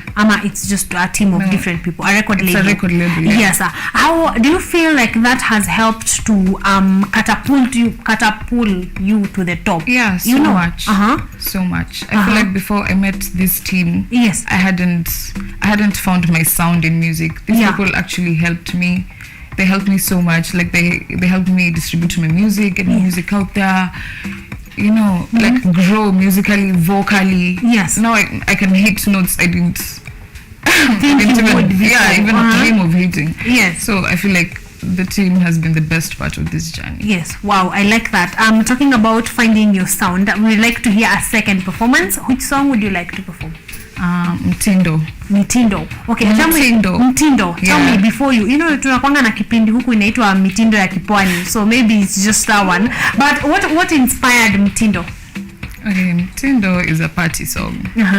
Yeah. This is party. Okay, I know it's Monday morning, but you know where you were last night. We just want to prolong that for just a little bit. So right about now, Val Becky with Mtindo.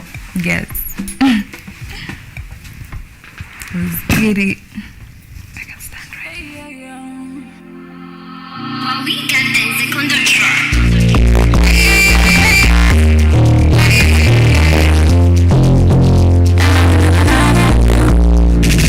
Baby, understand the maringo. You could call your friends, you could chill. I'm a bando. Drink some me, cook like an I'm tender. 1, 2, 3, 4, make it go down low.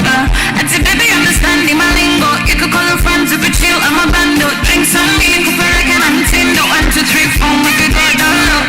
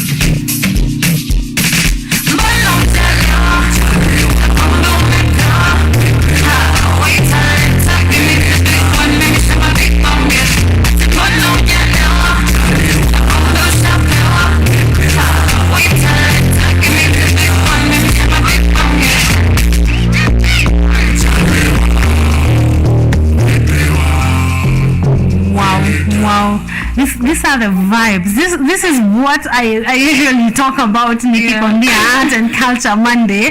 Well, I love the vibe. You know, music has a lot to do with the vibe. Like, I may not even be hearing what you're saying, but I feel like someone from South Africa, someone from the States, you know, who is not understanding Swahili would jump to your music. And I think that it's either you have it or you don't. And you have it. So let's move on kidogo tujue. So you're working, we left it at you're working under a record label. Wanaitwa kina nani? So you give them a shout out mbio ndio tuwajue, you know. Okay. Shout out to Swank Record Label. Yes. Shout out to my manager, the Mayhem. You already know, Adit Konae hapa. Shout out to all the producers for Swank. Shout out to Kina Levi, Joe Rooks. Shout out to Thingy, Fitch Money. You already know, man. Shule. Yeah, shout out to Shule. Jina ni Shule. We have like the best artists. Yes. Swank. You know, it's such an honor to work with.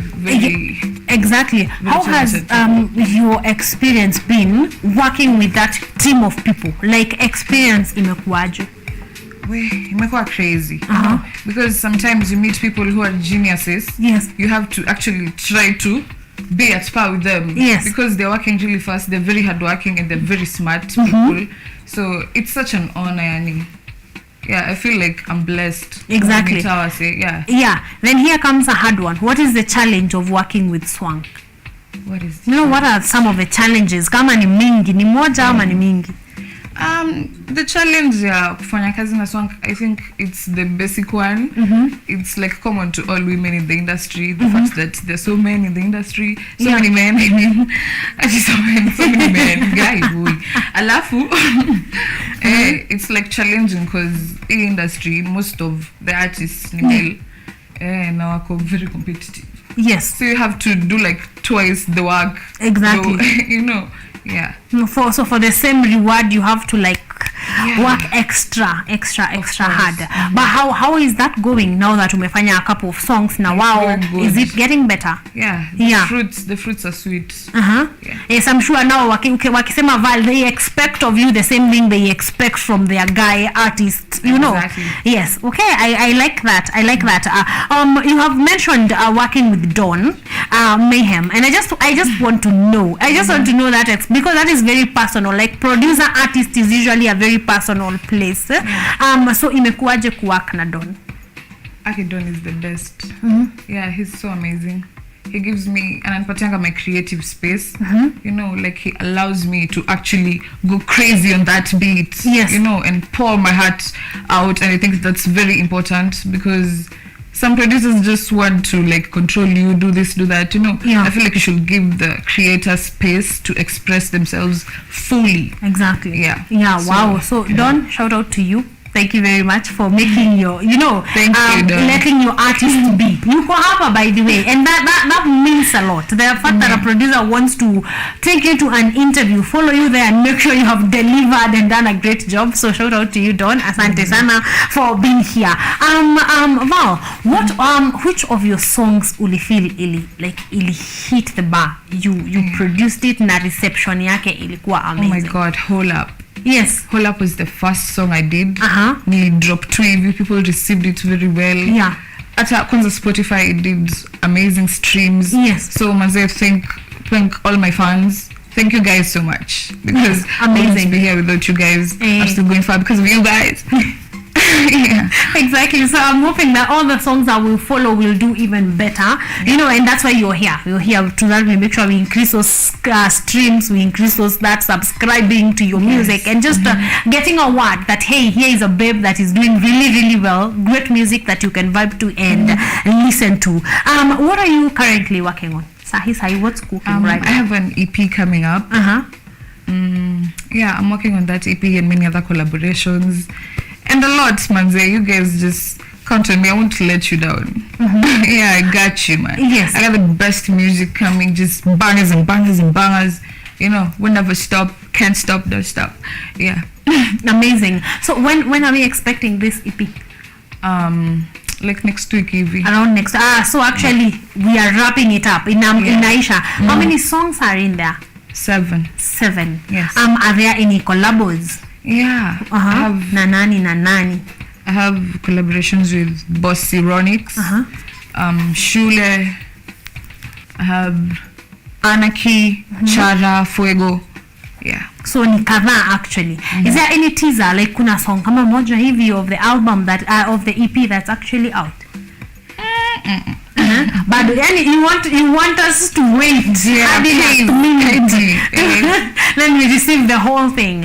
Okay, so around next week, you guys, I will remind you, of course, on next Monday's Art and Culture Monday, we are going to be reminding you of the EP, Valve's EP that is dropping soon. Just make sure uko tu una keep tabs na yeye to just make sure that is happening, that you're streaming. She is extremely excited. I can tell something good is cooking.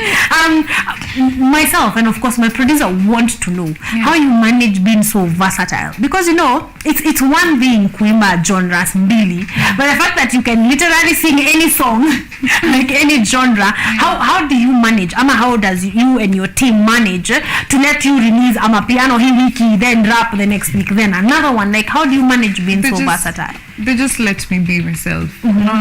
Me being so versatile is actually a gift. Because I can do anything. This week I naweza toa EP ya reggae. Next week nitoe drill. Next week ingine nitoe amapiano. It's so amazing because I feel like I can reach a lot of people. It's a gift. I can't explain how I do it. It's just talent. It's pure talent. Okay. This is talent plus hard work. Alafu sasa hiyo kitu tunaifunga hivyo. I'm going to listen to another song before we come back and know where we can listen to your music from, future plans and everything else that is cooking right about now. So a third song, which one will it be? Bebe. Okay, sawa. Ladies and gentlemen, Bebe right about now. This is for my baby. Yes. This is for my baby. Yeah. Let's get it. It's the baddest in the streets, yeah.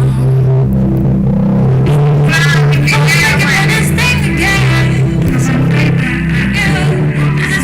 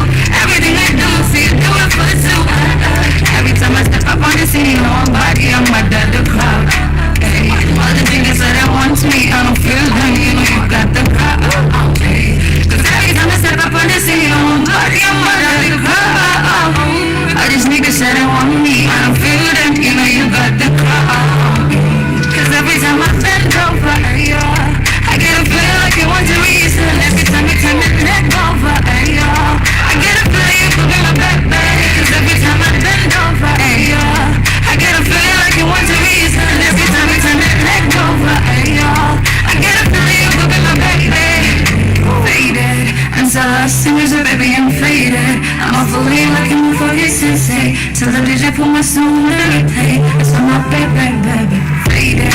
I'm so lost in it, baby, I'm faded. I'm off away like a motherfucking sensei. Till the DJ put my song on replay. That's why my baby. That's why my baby. That's why my baby.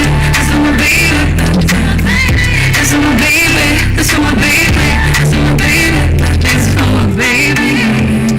That's for my baby, yeah.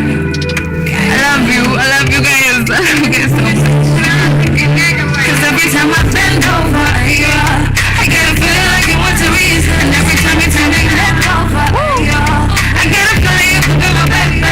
Cause every time I bend over, yeah, I get a feeling like it wants a reason. Every time you tell me let over, yeah, I get a feeling you could be my baby.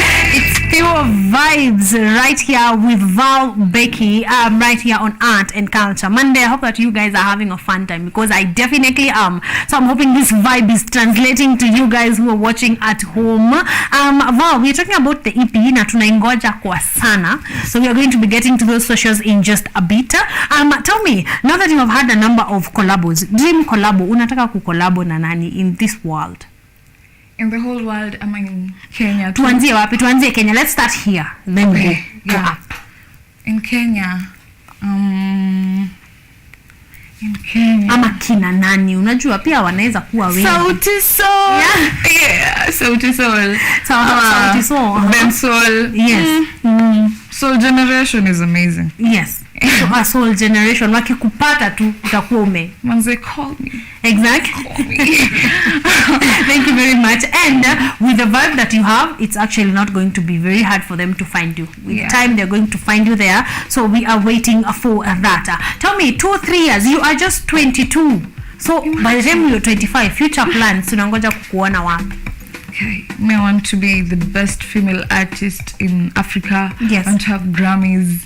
I want to be African Giantress, but I feel like African Giant is unisex. Yes. So, those heights, you know. Exactly. Yeah, I want to collab with Kina Beyonce. Yes. I can't wait to meet Rihanna. Oh my God. Yes. Yeah. Amazing. I like that. So we want to move on and close because time is not on our side. One, I want you to big up your team. Najua ni watu wengi sana. I know you started with mom and dad, but just another opportunity. Big up your team, your fans, of course, and sasa give us your social media handles to know where we can stream your music and where we can follow you at. Okay, shout out to Swank Records, shout out to Don Mayhem, shout out to Shule, shout out to Lewijo, Ruku, everyone, man, who helps to make music, you know. Shout out to mom and dad, shout out to my fans. I love you guys so much. My Instagram followers, my YouTube subscribers, you know, Buddy Gang, you already know. I love you guys so much. Thank you for the support, and let's keep going. Tell a friend to tell a friend, you know. My YouTube is Valbecky, VARLBECKY, Valbecky. Instagram is Valbecky_KE. Twitter Valbecky, Facebook Valbecky, Spotify Valbecky, Deezer Valbecky, Boomplay Valbecky. You know, you can pretty much get me anywhere. Yeah, so make sure you check out my music. Mob love. Exactly. Thank you so much. So you guys can check out Val Becky on all socials. VARLBECKY. Okay, so look out for her. Go subscribe, go like, go share, like she has said. Tell a friend to tell a friend about this amazing babe that is doing amazing music. That's a wrap for our lounge number 2. We want to close with the last performance from Val Becky. You guys enjoy. Okay, so which song are you performing? Walls.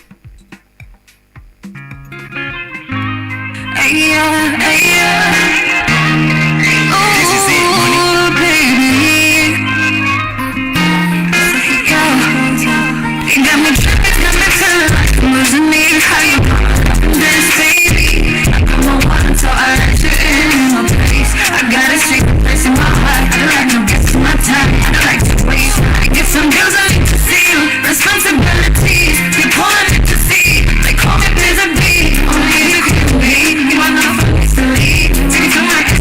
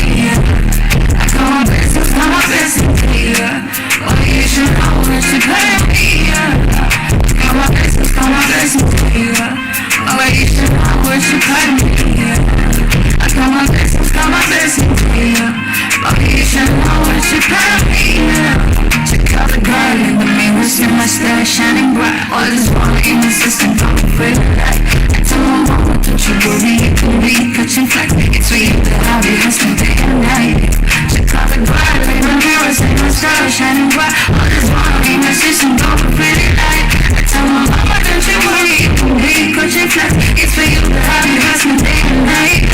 Tell the girl you will see my star shining bright. All this wrong in the system, don't for the night. Check out the girl in the mirror, see my star shining bright. All this wrong in the system, don't for the night. I call my blessings, yeah.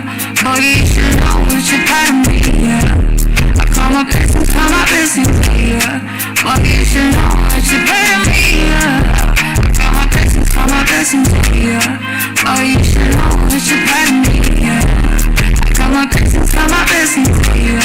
Boy, you should know what you're part of me, yeah.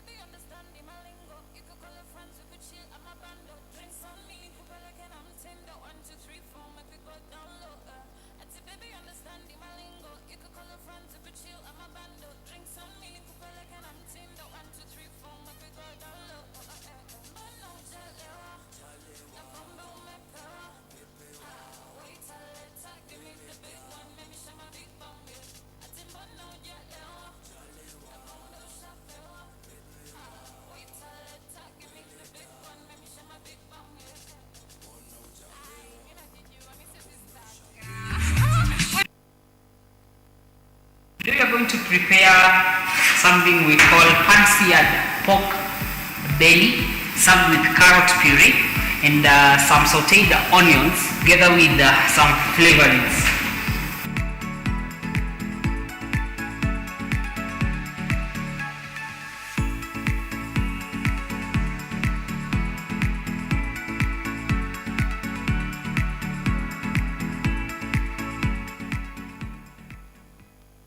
Today I'm going to talk to one Mr. Derek Ngige, the CEO and founder of Finer Consultancy, bringing you Shamba Assistant. We discovered what was going wrong is no one could assist the farmer.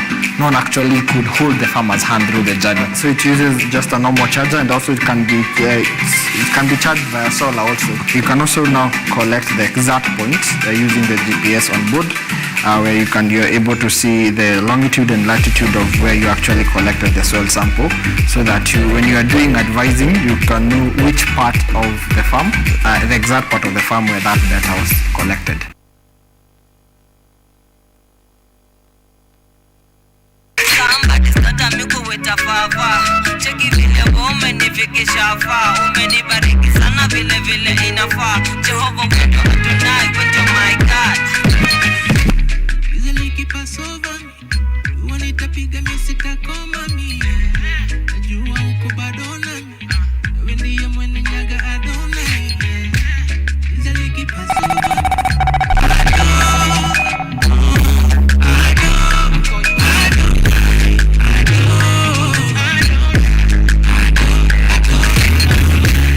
Shout out to Malfansoa Entertainment Friday KUTV. It will be one of the biggest entertainment shows. It's fun. You may like it. I'll be back again.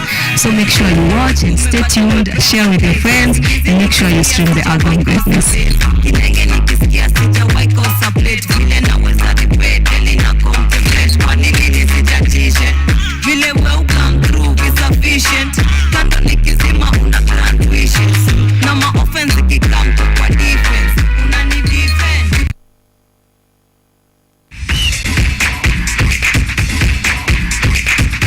Ukiwa na dukuduku la michezo, tunafungua sanduku la dukuduku kwa ufahamu zaidi. Kila danadana, mitimpo, mifiatuko na harakati zote ugani, sisi ni wako mwandani. Kukurukakara zote nyanjani, haziwezi kuangaziwa zaidi ya micharazo michezoni. Mimi mwanaspoti wako matata Peter Pinches Mwaora ndakuwa na jopo lenye maarifa sufufu, nikufahamishe na nikuburudishe wewe shabiki shakiki kwa uhakiki na kindakindaki.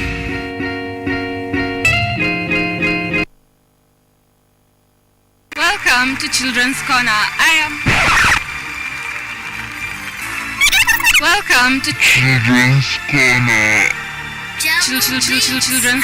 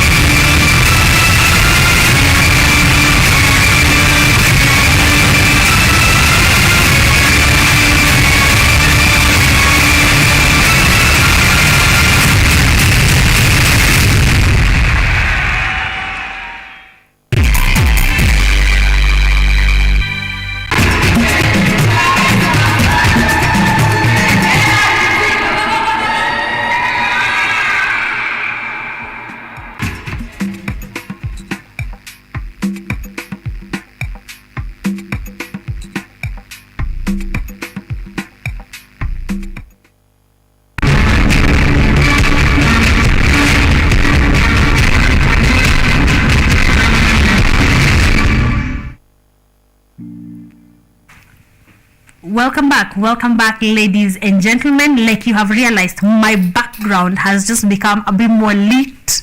I like it courtesy of my lounge number 3. I am here with a gentleman. Nataka ajiseme aseme ni nani, anafanya nini, alafu we'll get to know the amazing work that he does, because this piece is just this piece is just one of the amazing works that he does. So let's jump right into it. Good morning.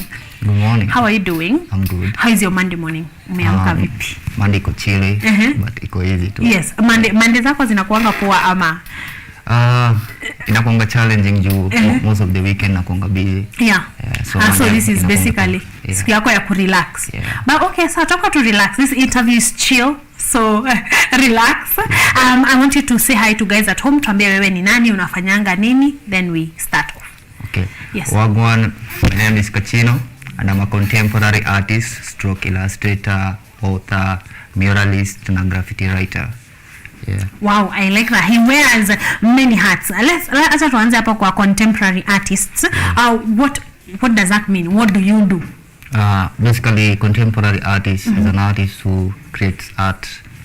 Yes, art. Yes. In inspire a conversation for now. Yes. Yeah. Okay, so whatever is happening right now. So kama ni GBV is right now. Yeah. Kama ni the hunger that is happening. Like if you're doing your pieces, they are around the things that are happening sahizi. Yeah. Okay, illustrator. As an illustrator. An illustrator basically is someone who either draws cartoons or the course books and story books. Yeah. You see those beautiful drawings. Yes. That's the work of an illustrator. Or the games children play, or the most youth. Yeah. Those are work of an illustrator. Okay. Yeah. So question, were you one of those people who are Scooby-Doo artists in primary, high school? Was that you? That was my vibe. Yes. After school, I used to rush back home. Yes. Just to vibe with the cartoons and stuff. Wow, I like that. And finally, you're also an author, so that means you write books. You have written books. Sometimes. Yes, and also a poet. Yeah. Okay, let me ask you to when did you decide that art is what you wanted to do? I decided way back in high school because the school I schooled, yes, they were not giving us more chances. There was just education, yes, and sports. No, summer, cheza ball. Yes. But the people like me, yes, you see, we are like discriminated. Yes. You can't play football, and not everybody has the.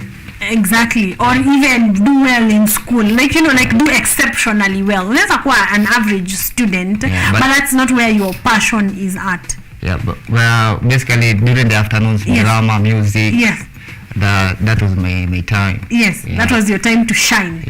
Then you cleared high school, and you decided to pursue. What of these hearts came first? The first one was unorthodox. First one I went to stage play. Yes. Yeah, theater. Yes. Yeah. Oh, okay. So you have also done theater. Yes. I did theater, set books. Yes. I traveled for a while. Then I got into art. Then illustrations. Yes. And then currently now I'm writing. Yes. Yeah. So zilikuja one after the other. Okay.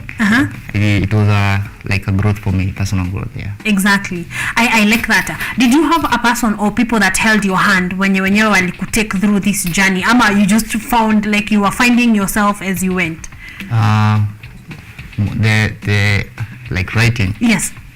There were people who hold my hand. Yes. Up to now. Yeah. But the other art, just you and pushing yourself. Exactly. Yeah. How watu wa writing? I would like you to give them a shout out before we delve deeper hapo kwa writing. Shout out to Monity Odera. Yes. He's a big editor in Kenya, and Samira Matthews. Yes. Wow. Also Modoni. Yes. Yeah. Wow, awesome. So what do you write about? Basically, because I'm into children stuff, yes, those funny things. Yes. I'm a children book author. Yes. Yeah. But for poetry, I read for now my age. Yes. Yeah. Exactly. So children books like the one that you have written and published by actually Story Moja, right. The monster who disobeyed. Yeah. Like, take me through, like, where do you get those ideas from? Because I feel like if I ask you how do you write a poem, like it's going to be from your experience, your peers' experiences. But for children's books, like how do you get that inspiration? What do you decide on how to write? Basically, I draw my inspiration when you are growing up with my brother. Yes. I used to be very mischievous. Yeah, so one of those misadventures will maybe one day will break a window or go to the riverbank and swim and you are not allowed to. So in the evening, your mother will be waiting for you with exactly cakes, yes. So you drew the inspiration from your own childhood experiences, and I tend to think, do you think this is just was not even one of my questions, but do you think we had people of our generation had a better childhood than the children that are now kids right now? Yeah, most definitely. Yes, because imagine a kid who is a kid right now, and now at your age, how are they going to get inspiration from Cocomelon? Like, I'm just thinking, I think we had a better, more interactive rather, not better per se, but we had a more interactive childhood that allowed us to explore, to chapware sometimes. So do you think that makes you a better storyteller for kids? Yeah, right. Picture this: you go to school in the evening, you come back, you go into your room, you do homework, you watch TV. The same cycle repeats. Exactly. But for ours, it was you go to school. Yes. Your friend did something, you chase back. Yes. Then you did something on your way back. Now you have two problems. Before you reach home, you have too many stories. Exactly. Like I feel like we are rich with stories. So I'm hoping The Monsters Who Disobeyed was that the first book you ever published? Yeah, that was my first book. And it was translated into Kiswahili. Yes. So Kiswahili lovers, malipo ya ukaidi. Yes. Yeah. Wow. Okay, I like that. So how was that experience working with Story Moja and putting a book together actually? it was challenging. You know, I'm a visual person. Yes. I see with pictures than words. Yes. So they helped me to transition from pictures Yes. into words. Yes. So the first draft, I did it with illustrations. Yes. Then they put me up with an editor. Yes. I came up with words. Then they polished the words. Yes. Put it in rough draft. We send it to the editor in chief. Yes. Who was monitor. Then after that they went into the first publishing. Yes. Yeah. And then now they put together a book. How do you feel about that accomplishment? I feel good. Yes, exactly. Because I'm thinking it's just to have a book put together, edited, pictures illustrated, because you're an illustrator. Yeah. That was a big one. So big up to you. Are you planning to keep writing? Yeah, I plan to do so. But writing takes time. Yes. It's not like art. You just do it. Writing comes from something, from experience. So I want to write for now teenagers. Yes. Yeah. So that will take time, but yes, I'm planning but to do so. it is a plan that you have that you want to keep working on. Okay, I cannot wait. I hope that you guys will look out to him. We will share the social media handles in just a bit for guys to know watakufuata wapi ndio wajue you are releasing a new book, you have done this, you have done this. So we're going to be sharing that in just a bit. But now I want us to go back to the art. I want us to go back to the art behind me. Like, one, it's full of color. When did you start drawing these types of art? I started 2018. 2018.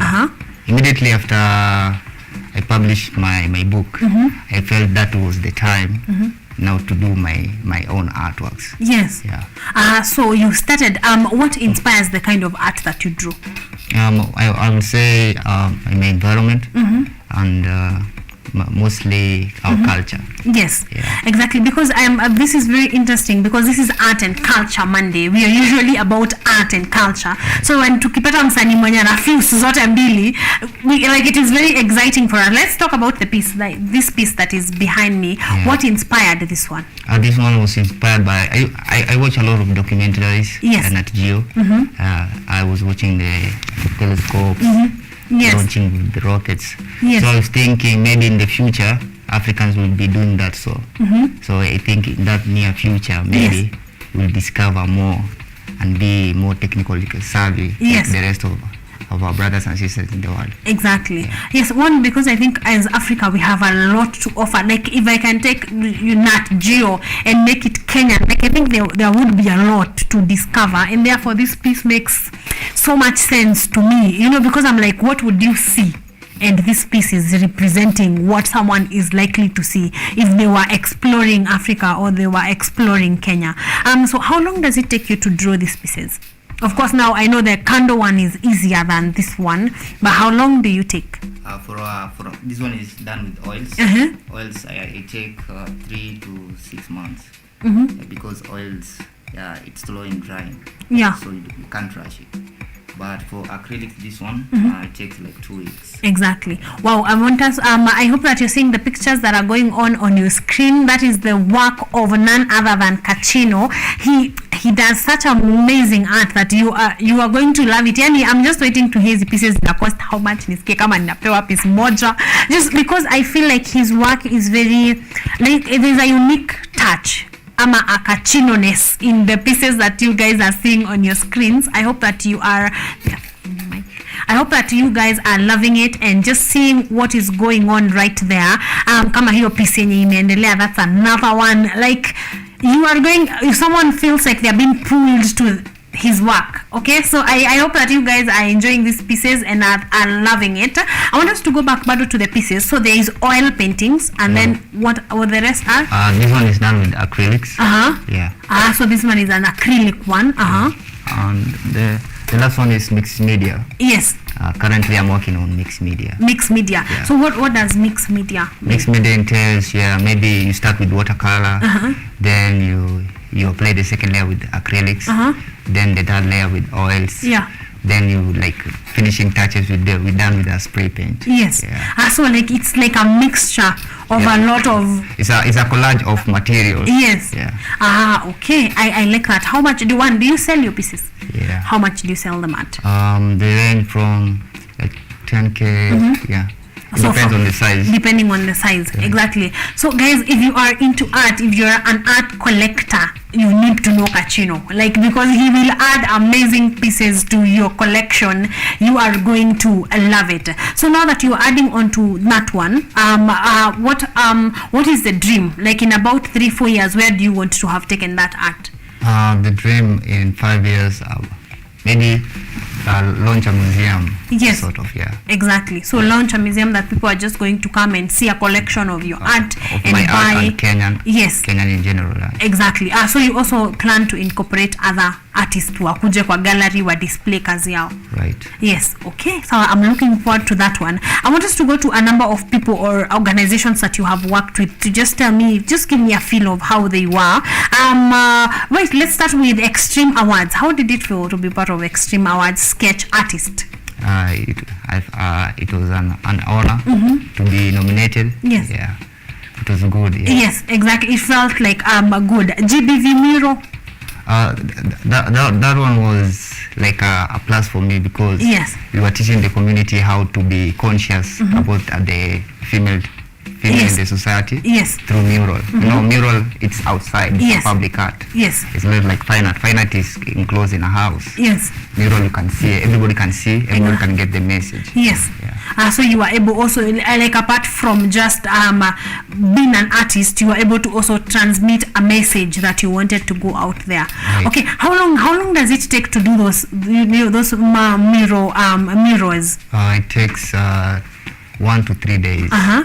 Yes, because I feel like, you see some other mirrors on the side of the road and you're like, someone actually took time and they are so well done. Is it demanding in comparison to these ones that are here in studio? How would you rate it? Is it harder or easier to do mirrors?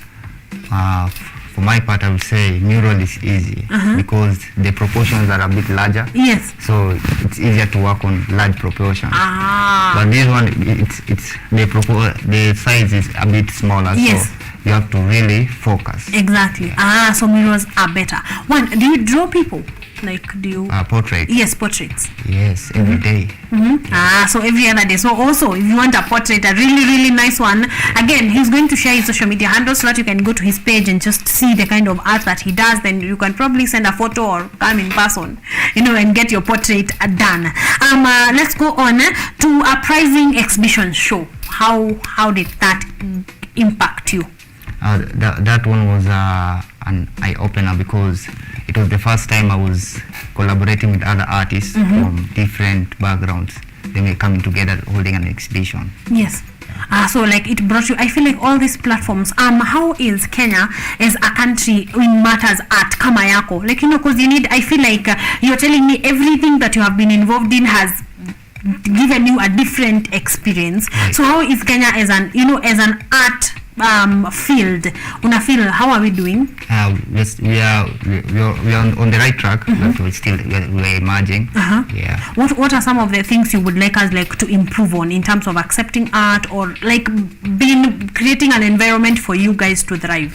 Maybe putting more awareness on art because most people don't even realize they are Kenyan artists. They know artists from away. Yes. Yeah. So put more museums. Yes. Exhibitions. Yes. Yeah. Okay. Yes. So if we would do that, I hope the new government that is coming in will be able to work on such things to make sure that you guys are getting the platform that you deserve. Because the work you have, quality you're giving us, we just need to give you guys a platform. Finally, I want you to big up your team. Just tell me. Wait, before we do that, what are you currently working on right now? Currently, I'm working on a piece which is not finished yet, but it's on I posted it on my social. It's called A Touch of Heaven and the 7 deadly sins. Yes. Yeah. Yes. So I feel that society is being controlled with the 7 plagues of humanity. Yes. So I want to show them how we are really struggling, but we can have redemption. Yes. Yeah. Awesome. I can't wait. I'm looking forward to that one. At this juncture, give us your social media handles ndio tuweze kufuata hiyo process vizuri. Okay. At Facebook, I'm called Kachino Odora Isedia. My Facebook page is at Kachino. Twitter is at Kachino. Even IG, at Kachino. Yes. So please look for Art Kachino, follow, like, share with your friends. You know, let's get the word out there that there's an artist who is really doing an amazing job called Kachino. So Art Kachino, just go for him, okay? Subscribe, like, buy his art. I know there are a lot of art collectors that I meet every other day, so please go ahead and do that. Finally, shout out to your team. I know kuna watu walikwambia Kachino ukifika huko, make sure that you say hi. This is your chance.